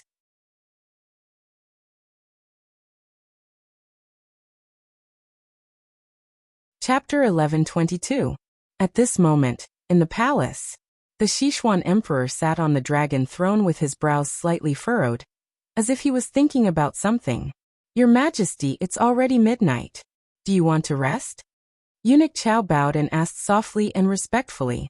Ever since His Majesty came back from the throne room today, he had been in deep thought. No one knew what he was thinking, but Qiaoji didn't dare to ask. His experience told him that he shouldn't guess the emperor's thoughts. Otherwise, he wouldn't have lived until now. Qiaoji. The Sichuan emperor suddenly spoke slowly. Qiaoji immediately responded. Your Majesty, what are your orders? Today, I saw the princess of Nansong in the hall. Which prince do you think is more suitable for her? The Sichuan emperor's gaze fell on Qiaoji, who had followed him for many years. There was a faint smile in his eyes, but Qiaoji didn't dare to look directly at him. When Qiaoji heard this, he muttered. The princess of Nansong is about 14 or 15 years old. The princes who match her age are the first prince, second prince, third prince, and fourth prince. The Sichuan emperor was amused by his answer. Qiaoji, you're still the same. You can't even make a sound after being hit with a stick. Qiaoji knew that his answer was the same as not answering, but he really didn't know how to answer. Moreover, he felt that as a servant, how could he guess his master's thoughts? It was better to pretend that he didn't know anything. Your Majesty, these 4 princes are too outstanding. I really don't know who to say. Your Majesty, please forgive me. Qiaoji immediately asked for forgiveness. The Sichuan emperor shook his head. Qiaoji, you're too timid. However, being timid has its benefits. Otherwise, you would be the only one left when there were so many people following me. That's because Your Majesty is fond of me. Qiaoji replied with a smile. The Sichuan emperor played with the 2 peach pits in his hand and slowly stopped smiling. However, you're wrong about one thing. Qiaoji looked at him in confusion. Since the Southern Blue Empire is here to negotiate peace, then we will be the one to choose a prince to match her. They simply don't have the qualifications to marry our most outstanding prince. Sichuan emperor coldly smiled, his eyes filled with disdain towards the arrogant group of envoys from the Southern Blue Empire. Since they had already come to surrender and negotiate for peace, he had to correct his attitude and wait for 2 or 3 days before summoning them. Qiaoji understood what His Majesty meant. That was to say, the prince who was the most mediocre or the least powerful would become the marriage partner. The Southern Blue Empire was a rude and unreasonable country. If it wasn't for His Royal Highness taking action, then Sichuan would have suffered disastrous losses. Although they were defeated, their prestige was still there. Who knew when they might rise again, so they had to be on guard. As for the prince with the least real power, he would be able to restrain the Southern Blue Princess and temporarily ensure that the 2 countries would live in peace for the next few decades. Therefore, the first to be ruled out was Xiao Ran, the 4th prince. Everyone knew that His Majesty doted on the 4th prince. Who knew he might even develop in the direction of the future crown prince. His Royal Highness should also be out of the question. His Majesty had always been wary of him. Didn't that leave only the 2nd prince and the 3rd prince? Sichuan emperor suddenly spoke. This time Hou'er has done well in receiving the envoys. Originally, he was also the most suitable candidate for the marriage. However, he is weak and sickly. I'm afraid he's not suitable for such a tiring marriage. It's better for Zhen to find a suitable marriage for him in the future. Xiao lowered his head. His Majesty didn't want the third prince to marry into the Southern Blue Empire, which was why he gave such a reason. A suitable marriage would most likely be to randomly choose a dutiful girl from the aristocratic families. At this time, Sichuan Emperor continued. Now the one that gives Zhen a headache is my second son. Yao has been hanging around the brothels all day long and doesn't do proper work. Zhen has let him go outside for more than 20 years. It's time for him to settle down and settle down. Xiao Yao's son had been dissolute outside for so many years, and was not attached to power. This made Sichuan Emperor very relieved. Therefore, he placed a ticking time bomb by Xiao Yao's side. This ticking time bomb could occasionally restrain him and help him monitor him. Xiao, go to Chaoyang Palace tonight. Yes. Sichuan Emperor's idea was very good. However, he didn't know that there were other people behind him who were secretly pushing him. Then, the development of the matter would deviate from the track he expected. Moon Palace. What? His Majesty went to the Empress's place again tonight? Consort, you wanted to stare a few holes into the reporting eunuch in front of her. Yes. 15 minutes ago, His Majesty left for Chaoyang Palace. The little eunuch trembled under Consort Yu's resentful gaze and stammered clearly. At this time, Nanny Jiang asked the little eunuch to leave. She turned to her master, who was on the verge of anger, and advised, His Majesty has been staying in the Moon Palace for a while now. Presumably, His Majesty didn't want his subordinates to be disappointed this time, because His Royal Highness contributed greatly to the peace negotiations. Therefore, His Majesty didn't want his subordinates to be disappointed, so he stayed in Chaoyang Palace. Nyang, don't worry. Perhaps His Majesty will come to our Moon Palace tomorrow night. Consort, you simply couldn't listen at this time. She shook her head and said, His Majesty stayed in the Empress's palace for 2 consecutive nights. This was impossible in the past. It must be because that stinky girl, Chu Qingyan, offered a lot of good things to the Empress when she was in Hugua Temple. In just a few short days, the Empress has taken care of herself so well that she looks like an unmarried woman. She thought back to when she was in Hugua Temple. Every time the Empress appeared in front of her, her face would become more and more glossy and translucent. It wasn't an appearance that a married woman should have. It was simply enviable. It must be the Empress's seductive appearance that made His Majesty return to the same old grass. Consort Yu became more and more angry as she spoke. Even the Sichuan Emperor was being made up. Nanny Jiang also knew that her master was right, but she couldn't agree. Wouldn't that be adding fuel to the fire? At this time, Jade Rabbit appeared like a life-saving straw. Nyang, His Highness the Fourth Prince requests an audience. Consort Yu stilled. Why was Ranner looking for her so late at night? Let His Highness come in. Consort Yu suppressed her anger. Compared to this kind of jealousy, her son was more important. Xiao Ran strode in. When he saw his mother sitting at the head, he revealed an ashamed expression. I'm looking for Mu Fei so late at night to talk about something. It's really I's fault for disturbing your rest. We're mother and son, there's no need to be so formal. Come sit next to mother. She gestured for him to sit down. Then she asked with concern, Did something trouble you? When Consort Yu finished speaking, Xiao Ran scratched his head in embarrassment. I came because of what you said in Hugua Temple last time. Consort Yu heard this and her eyes flashed. Last time in the temple, Ranner had played a song to express his love. He was so daring that it was shocking. In order to prevent his foolish actions from reaching the ears of His Majesty or the people of the world, she had first used words to calm him down and stop him from finding Chu Qingyan. This was just a temporary measure. However, she had an idea now.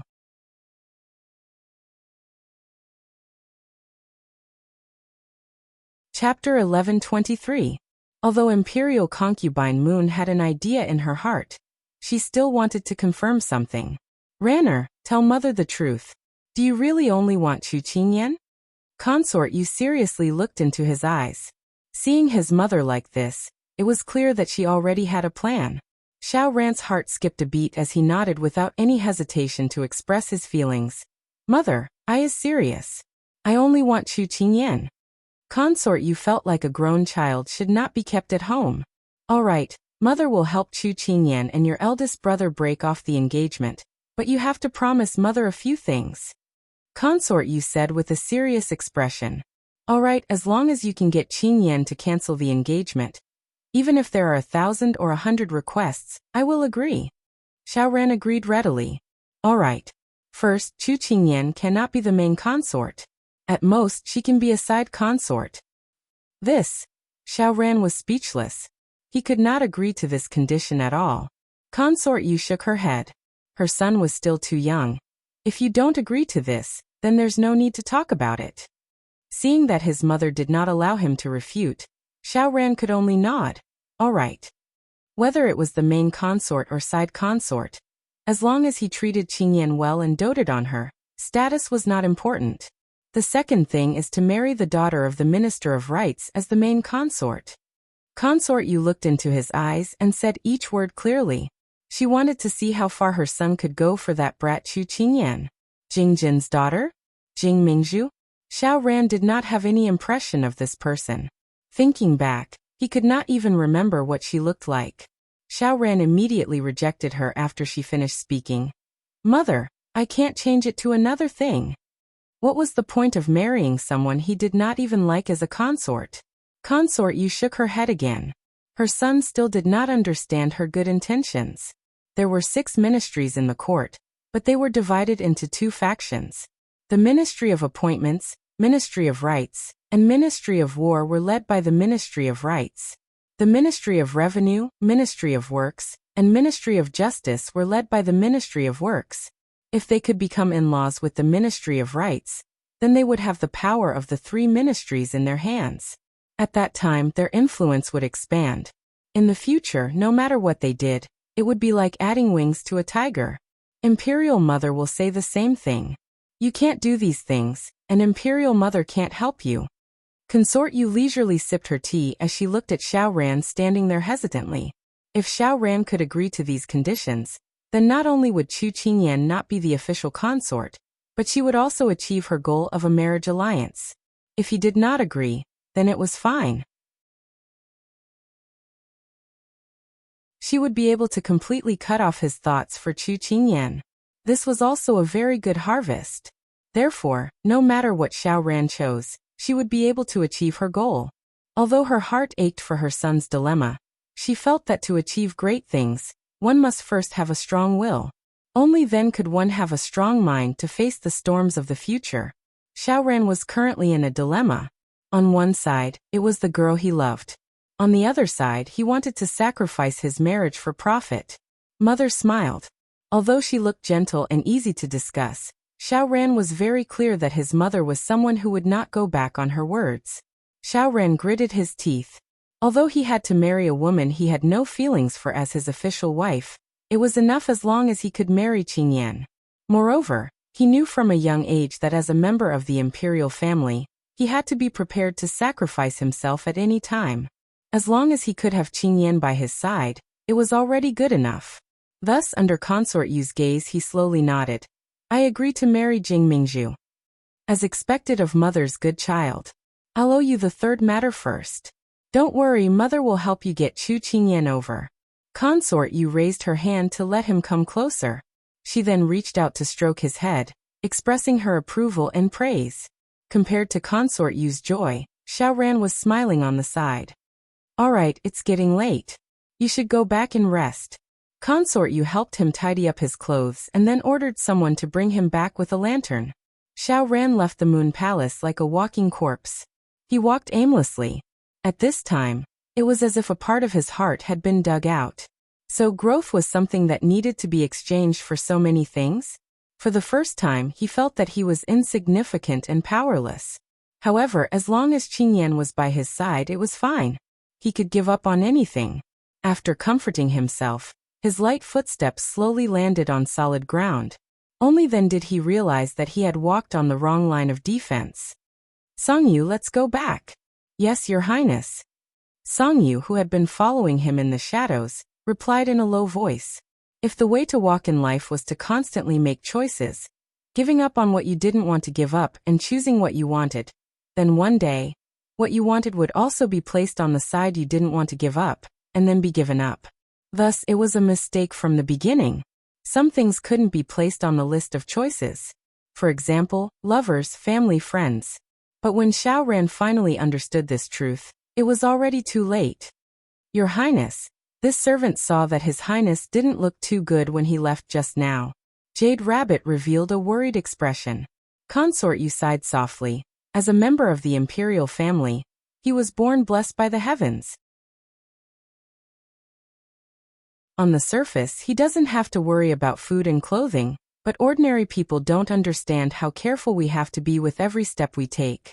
Many times, glory, splendor, and wealth have to be exchanged for through sacrifice. However, those who achieve great things don't care about trifles. Ranner is still young and his heart isn't firm enough. Once he hits the wall a few times, he will be able to adapt to this world where the strong preys on the weak. What she wanted wasn't just to defeat Empress Liang and become the head of the harem. She also wanted to become the most respected woman in the world. Mama Jiang returned to the main hall and reported that His Highness had returned to his chambers. Then, Your Highness, how do you want to help His Highness? You all just wait. You'll see the results in 3 days. 3 days later, she wanted to humiliate Empress Liang and trample Xiao Su's arrogance into the mud. When she thought of this, all her anger disappeared. Consort Yu leaned back on the chaise lounge and smiled unscrupulously. Chu Qingyan probably didn't expect that she and her big ice cube, who didn't kill or commit arson, would always have people thinking about them. It was as if they couldn't wait to burn their bones and scatter their ashes. Because Big Ice Cube was going to see Little Hai and the others today, Chu Qingyan woke up early in the morning. Because Big Ice Cube had something to deal with, he would come over later. Thus, she enjoyed her breakfast first. Is there any progress on that matter? Chu Qingyan asked. She was asking about the incident where Big Ice Cube had been drugged last time. As soon as she returned, she started investigating. Although the other party didn't succeed, this kind of thing would happen again. She wouldn't allow anyone to use such a despicable method to steal her Big Ice Cube. Jasper, who was waiting on the side, nodded. I've found a list of all the people who went in and out of the kitchen when Huang Yi was boiling soup that day. Jasper had also just received this information. She had already prepared it and handed it over. Chu Qingyan put down her chopsticks and took a rough glance. Finally, her gaze fell on a name, and she slowly narrowed her eyes.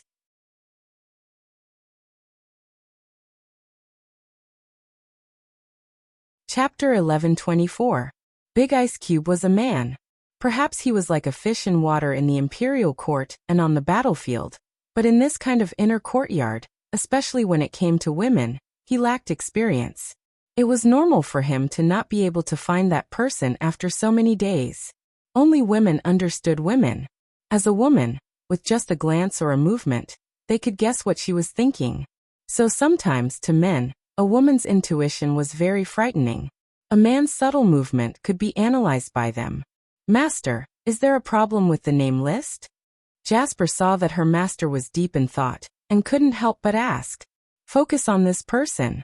Her slender finger landed on a name. Jasper looked down and saw that it was Hong Yi.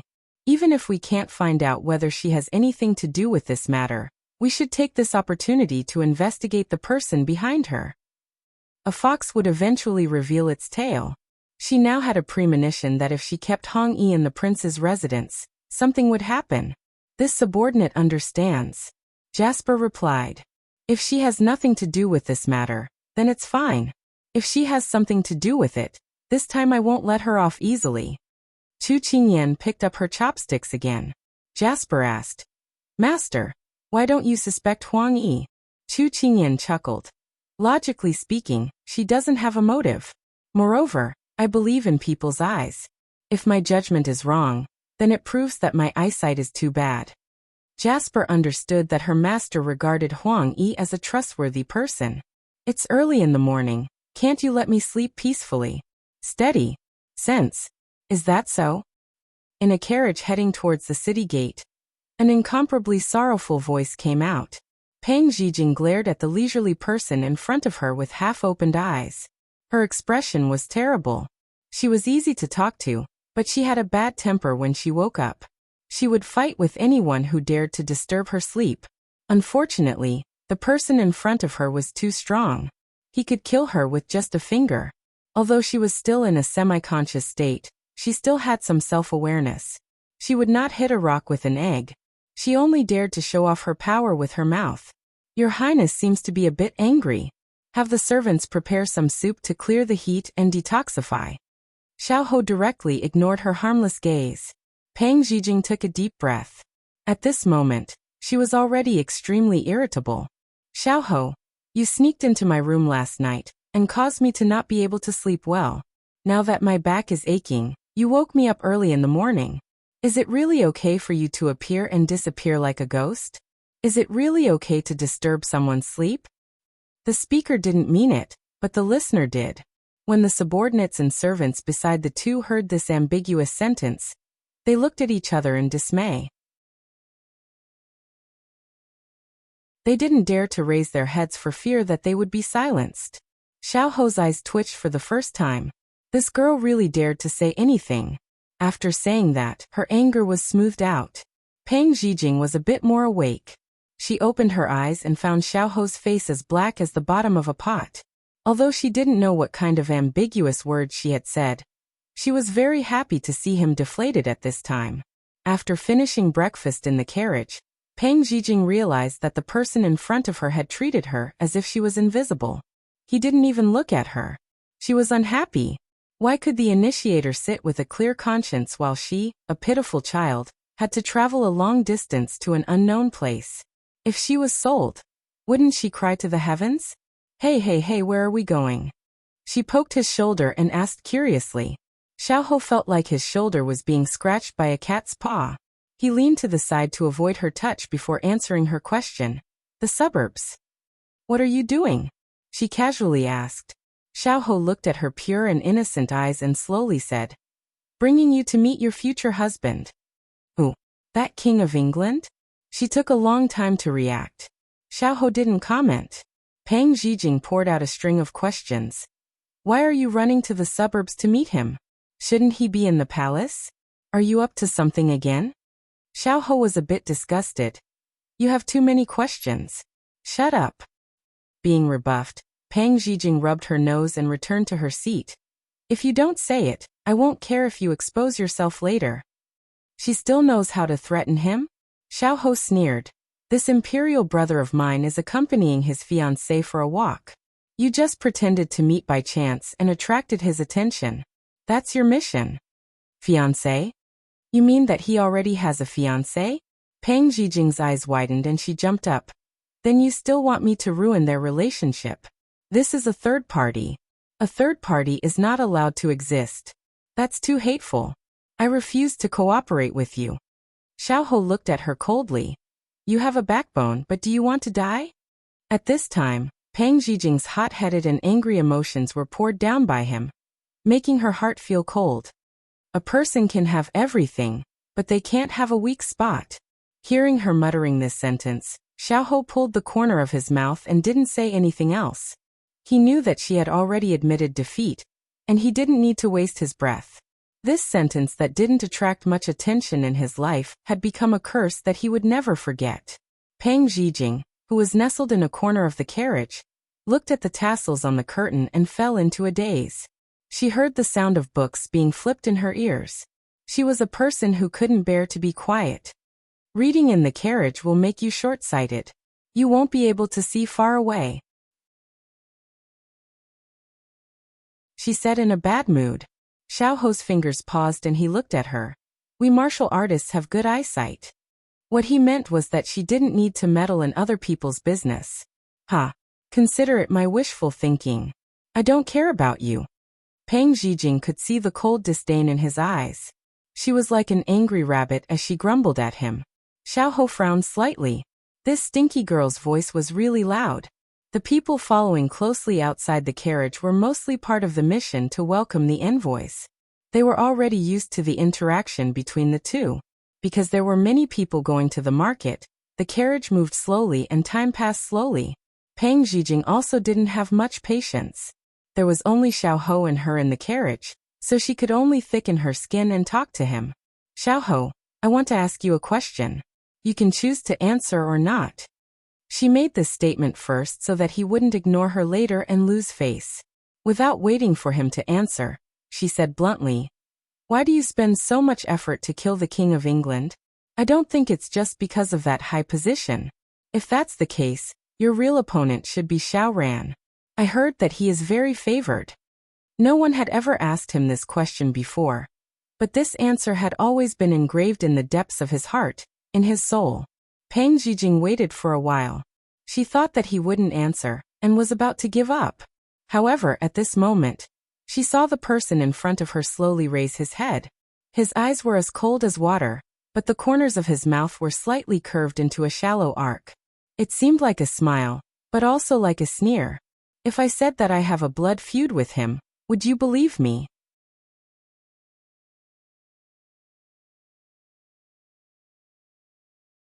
Chapter 11:25. At this moment, Xiao Su was leading the Chu father and daughter pair to the outskirts of the city. Inside the spacious carriage, Father Chu had been stuffing melons and fruits into his mouth. He hadn't stopped eating since they left the carriage. "Father, these are iced. Eat less, it's not good for your health." Chu Qingyan looked at her father's eating speed and sighed in amazement. Father Chu finished the watermelon in his hand and wiped his mouth in satisfaction. He then looked at his son-in-law. "Is this how Kai Kai usually talks about you? Like a heavy downpour, pitter-patter?" Xiao Su felt that his father-in-law's description was very vivid. His lips curved slightly. "She doesn't treat me like this." Sure enough, the love for parents is unique. Even you, the future husband, can't enjoy it. Father Chu patted his round belly and chuckled. Chu Qingyan and her family's big ice cube looked at each other and couldn't help but laugh. Because he heard that they were going to see Xiao Hai and the rest, her father had been waiting in her courtyard since early in the morning. No matter what, he had to come along. Because Xiao Hai and the glutinous rice ball were too special, if they were raised by their side, it would be fine if it aroused suspicion, but if someone wanted to take them for themselves, then it would be bad. Therefore, the big ice cube meant to raise them in the outskirts with special people watching over them. There wouldn't be any accidents. When Chu Qingyan and the rest stood at the foot of a small hill, they saw a few white balls running towards her from afar. Looking up, they saw a black dot making a diving motion. Meeting again after a long separation, they were filled with joy. "Awu, Xiao." 3 big white balls pounced on her in an instant and stuck out their tongues to lick her face and hands. They surrounded her so tightly that she couldn't be seen anymore. As for the black dot in the sky, it domineeringly picked up the white ball and threw it backwards, wanting to occupy a favorable geographical position. Unfortunately, after picking up one, another would take its place.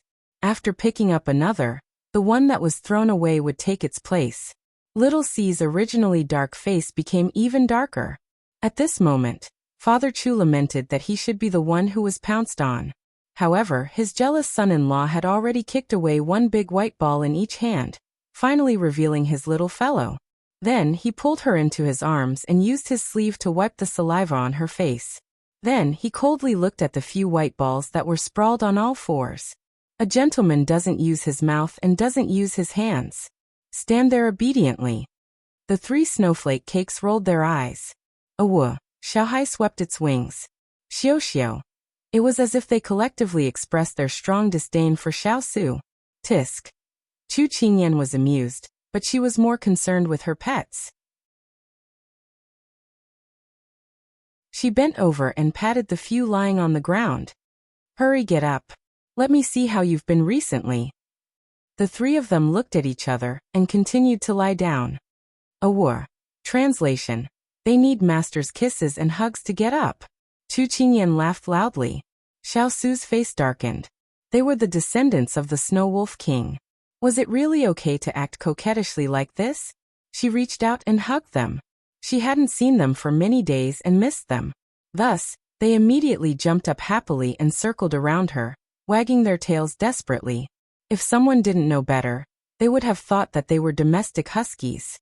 Xiaohai originally despised glutinous rice ball, and the others acting coquettishly, but seeing that it was so effective, it tilted its head and lay on the ground. This time Xiao Su's face darkened even more. In any case, he was the king of eagles. How could he compete with a few wolf pups here? Xiaohai, glutinous rice ball, and the other two expressed their disdain. You're the undefeatable god of war, the cold-blooded lord, but you're still jealous in front of my master. You're the pot calling the kettle black. If not for the fact that the little fellow liked them very much, he really wanted to send them to Mount Fuli to mine. This forest was relatively hidden, and often had wild beasts. Sometimes it would be used as a place for emperors to go out of the palace to hunt. Usually no one would come here, so Chu Qingyan was very relieved that Xiao Su left them here. One of the itineraries today was to have a picnic on the grass. Jasper and Xining took out many pastries and snacks from the food box. Chu Qingyan took a box of jerky and fed it to Xiaohai, who was standing beside her, and glutinous rice ball, who was lying under her legs. I remember when I took them in back then, glutinous rice ball, and the other two were still small. They really looked like puppies. I didn't expect them to grow so big after half a year. She looked at Bai Yutong and Snow Flower Cake, who were playing with her father on the grass, and sighed. Xiao Su glanced at the female glutinous rice ball, who was leaning on the little fellow, and then looked away. He sat on the tree trunk and smiled slightly. Indeed, time flies. It's gone in the blink of an eye. Chu Qingyan smiled and nodded. She continued to feed the two of them jerky and rub their heads. Big Ice Cube, let's send Xiaohai and Bai Yutong back to Lian City first. When Xiao Su was drinking tea, he suddenly heard her and looked at her in confusion. Sensing his silent inquiry, the two of them turned their heads and looked unhappy. She sighed softly and said, Big Ice Cube, if we can go back to Lian City earlier, the four of them can go back earlier, and we can reunite as soon as possible. But if we can't leave the capital as planned, it means that we might have encountered some difficulties. If they stay in the capital, I'm afraid we won't have time to take care of them. I don't want them to get into an accident. Ask them if they're willing, Xiao Su said slowly. Chu Qingyan was stunned. She turned around and saw Bai Yutong and Snowflower Cake, who were squatting behind her with a wooden ball in their mouths. The four of them surrounded her in a semicircle, their expressions sad and agitated. Ow ow. Swish swish, translation. We don't want to go. We can take care of ourselves and protect Master. Xiaohai Bai Yutong, Snowflower Cake, glutinous rice ball, you guys. Her eyes were moist, and she didn't know what to say. Ian, if you really can't bear to part with them, you don't have to let them leave first. Although he really wanted to throw them to the mines just now, Xiao Su smiled and reached out to stroke Snowflower Cake's head. Snowflower Cake whined. All right, since you spoke up for us, I'll reluctantly let you stroke my head. She thought that Big Ice Cube would agree, but she didn't expect him to reply like this. Chu Qingyan sighed. Although I can't bear to part with them, I can't be so selfish. Before she finished speaking, Turin walked over quickly and reported to the two masters. His Highness Prince Yi is coming in our direction with Princess Nansong. And His Highness the Fourth Prince has also left the palace. He couldn't find Master in the prince's mansion, so he's also coming to the outskirts. So what if they're coming? 3 of them? Going for a walk together? It didn't look like it at all. Xiao Su waved his hand and ordered. Take Xiaohai and Snowflower Cake away first. Don't let anyone find them. Chu Qingyan comforted them well before taking them away smoothly. A quarter of an hour later, a carriage appeared in their sight as expected. Chu Qingyan and Xiao Su looked at each other with solemn expressions.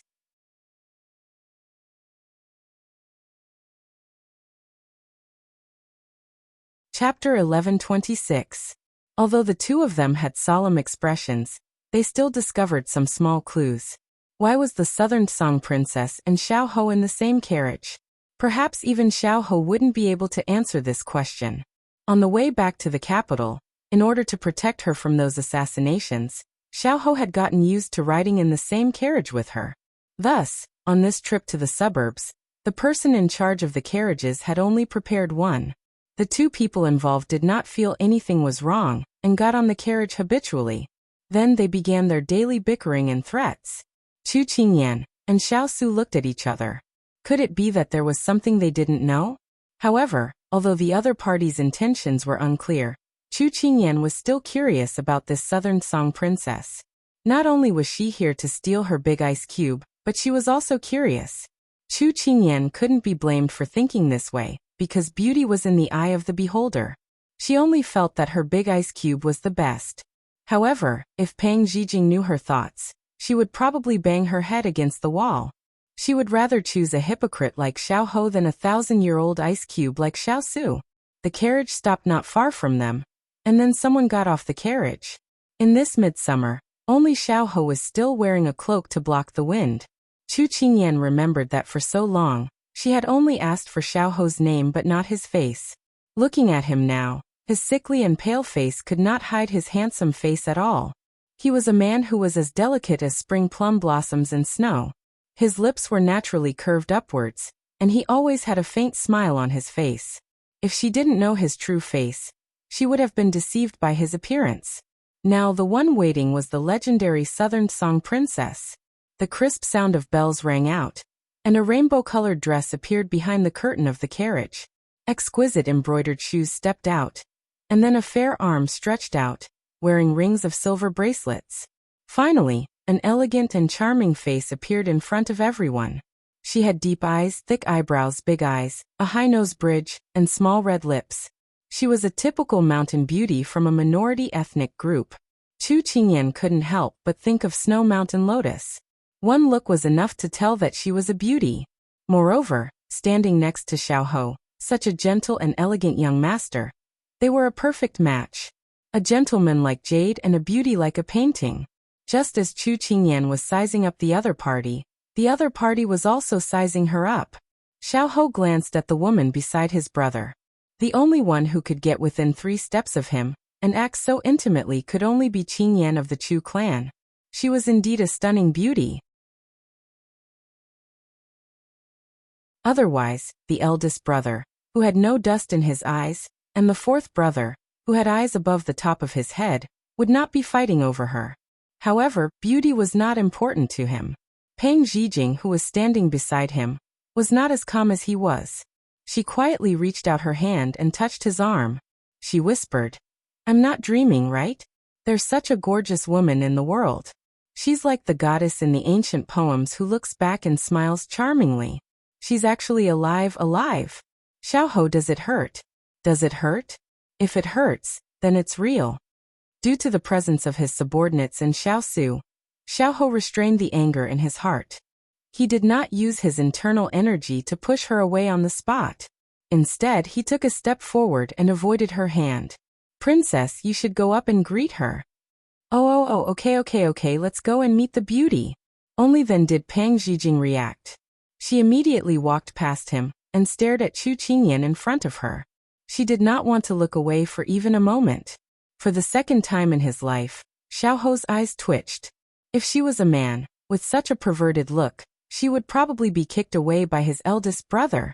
What kind of strange creature did he bring with him? He took large strides to catch up with her and warned in a low voice, "If you don't want to be thrown out, then act normal." Just as she walked up to Chu Qingyan and heard his words, Pang Zhijing's 3 souls and 7 spirits immediately returned to their original positions. She almost forgot that there was still a 1,000-year-old ice block beside her, Xiao Su. As expected, beauty was a hindrance. She had to remain calm and not lose face for the appearance association. "Hello, I'm Pang Zhijing from Southern Blue." She rubbed her hands together and said somewhat nervously. Seeing the two walking over from afar and whispering to each other, Chu Qingyan felt that the two's behavior was quite intimate. Now that she saw Pang Zhijing standing in front of her and shyly introducing herself, Chu Qingyan let down her guard a little and couldn't help but smile. "Hello, I'm Chu Qingyan from Southern Blue." The 2 men on the side felt strange. "Xiao Ho, when did this stinky girl become so quiet all of a sudden?" "Xiao Su, this little fellow is too kind to her." "Big sister Qingyan, you're so beautiful. I've never seen a beauty as beautiful as you." Hearing that her goddess was so gentle, Pang Zhijing immediately dropped her pretense and moved closer. Cough, cough. Just as Pang Zhijing took a step forward, Xiao Ho violently coughed beside her. She instantly froze in place, cold sweat dripping down, and slowly retracted her foot. Xiao also retracted his hand when he saw this. If this woman dared to take another step forward, he would send her flying with a slap. Chu Qingyan knew that the big ice block was on guard. It was hard to tell whether the newcomer was friend or foe. And since she was with Xiao, it was hard to tell which side she was on. Thank you for your praise, princess.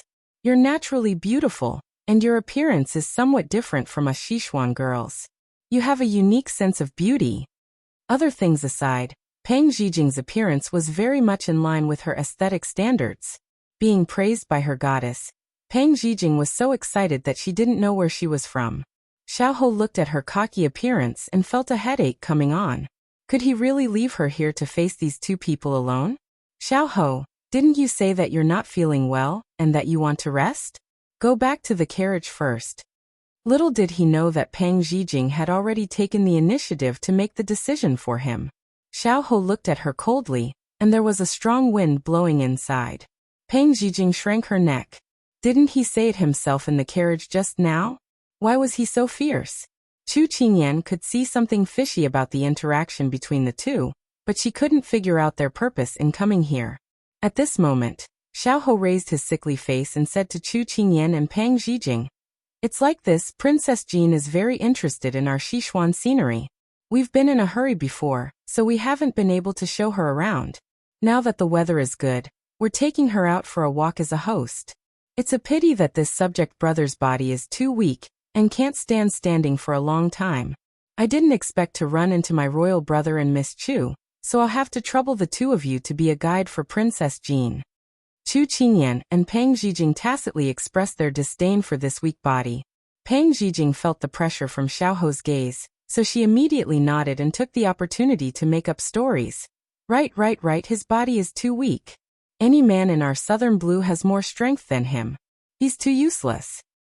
After saying this, Pang Zhijing instantly felt the temperature drop by several degrees. Xiao coldly watched the two from the side. When Xiao finished speaking, he wanted to refuse, but the little fella pressed his hand down and signaled him not to speak with his eyes.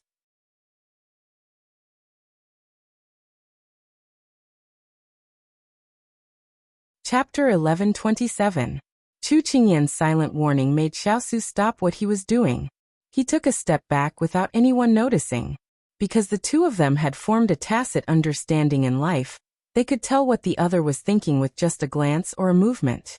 Since the little fellow had an idea, he would listen to her first. When Pang Zhijing saw Xiao's cold eyes, she thought he was going to deal with her, so she cowardly retreated behind Xiao. This made Xiao speechless. If she was this scared from just one meeting, how could he be assured to give her the mission? Chu Qingyan spoke up at this time. "Princey, don't worry. We'll take good care of Princess Jean for you." Xiao subconsciously agreed, then realized why those words sounded so awkward. Pang Zhijing blushed. Who was his? Xiao nodded and returned to the carriage. But when he passed by Pang Zhijing, he warned her in a low voice, "If you dare to play any tricks, this prince won't let you off easily." After he left, Pang Zhijing patted her chest and let out a sigh of relief. That hypocrite was finally gone. But there was still a piece of thousand-year-old ice here, so she couldn't relax too quickly. Chu Qingyan smiled at this startled young lady and said, "If Princess Jean doesn't mind, you can join us for a picnic." I don't mind. She came here with a mission, so it would be great if she could infiltrate the enemy's base." Chu Qingyan smiled. She felt that this princess's emotions were written all over her face. She would only know if she was truly innocent or just faking it after interacting with her. Moreover, it definitely wasn't a coincidence that she and Xiao were here. Who was Xiao? He was scheming and shrewd, and he wasn't as kind as he appeared on the surface. A mighty tiger wasn't scary, but a wolf in sheep's clothing was. Thus, Pang Zhijing openly participated in their picnic. The four of them occupied a table each. Chu Qingyan introduced her father to Pang Zhijing. Unfortunately, Father Chu only thought that there was one more person coming to steal food from him, so he didn't give her a good look. He firmly protected the food in front of him, and didn't even look at her. Pang Zhijing wasn't surprised. Before coming, Xiao Ho had her familiarize herself with the people around Xiao Su, so she didn't feel awkward knowing Father Chu's situation. Seeing Peng Zhijing's natural and unrestrained appearance, Chu Qingyan retracted her gaze and had Xining and the rest bring out all the food boxes. Peng Zhijing was still thinking about how to get closer to Xiao Su and finish his task, but when she saw the food, she forgot about business and almost drooled. Delicious, delicious. Throughout the whole process, Peng Zhijing only had fruits and pastries.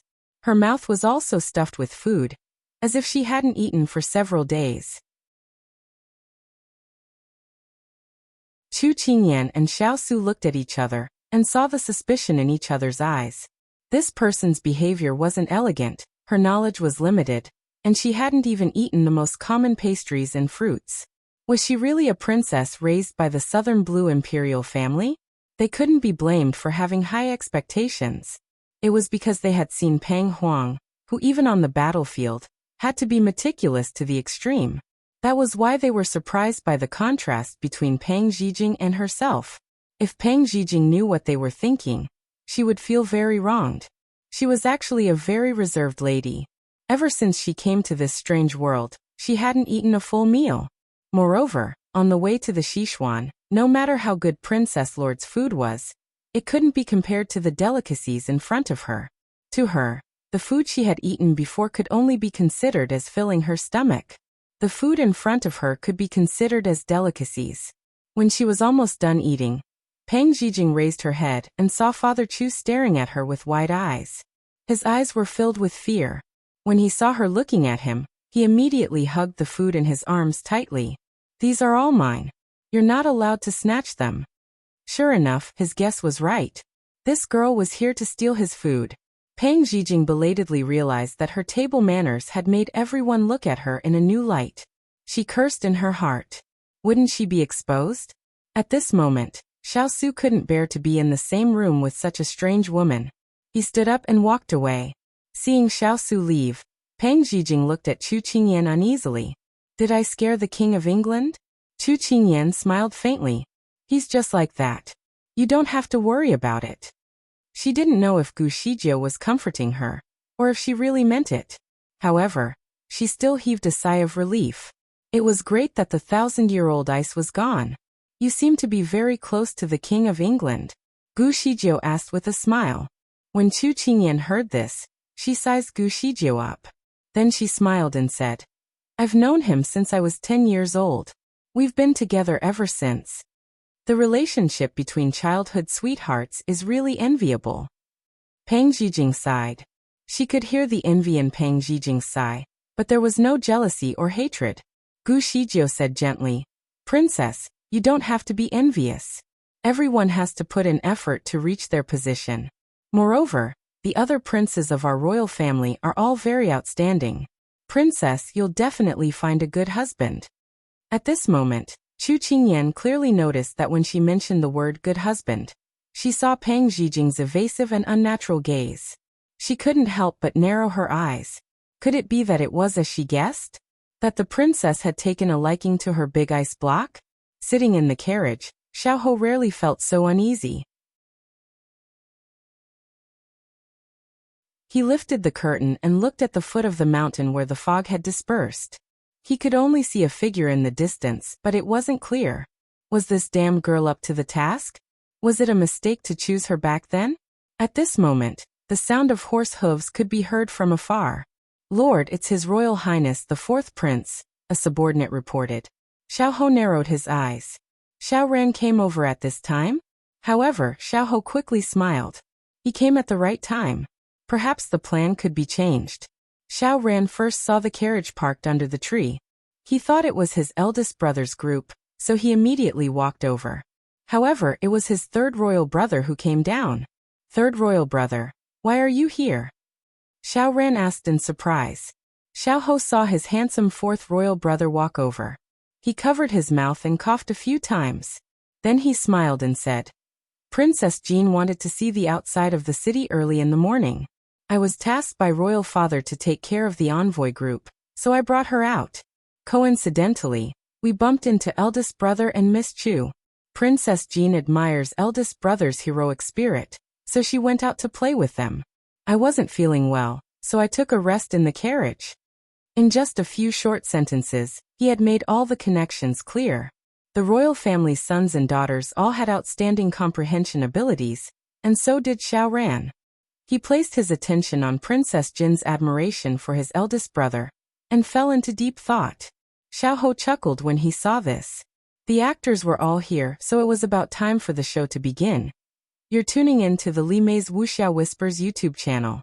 We're so grateful for your support, and don't forget to subscribe to join us on this incredible journey through captivating stories. Your generosity through donations truly makes a world of difference, as it's the primary source of revenue that allows me to expand and enhance this channel for you. Thank you from the bottom of my heart for being a part of this adventure.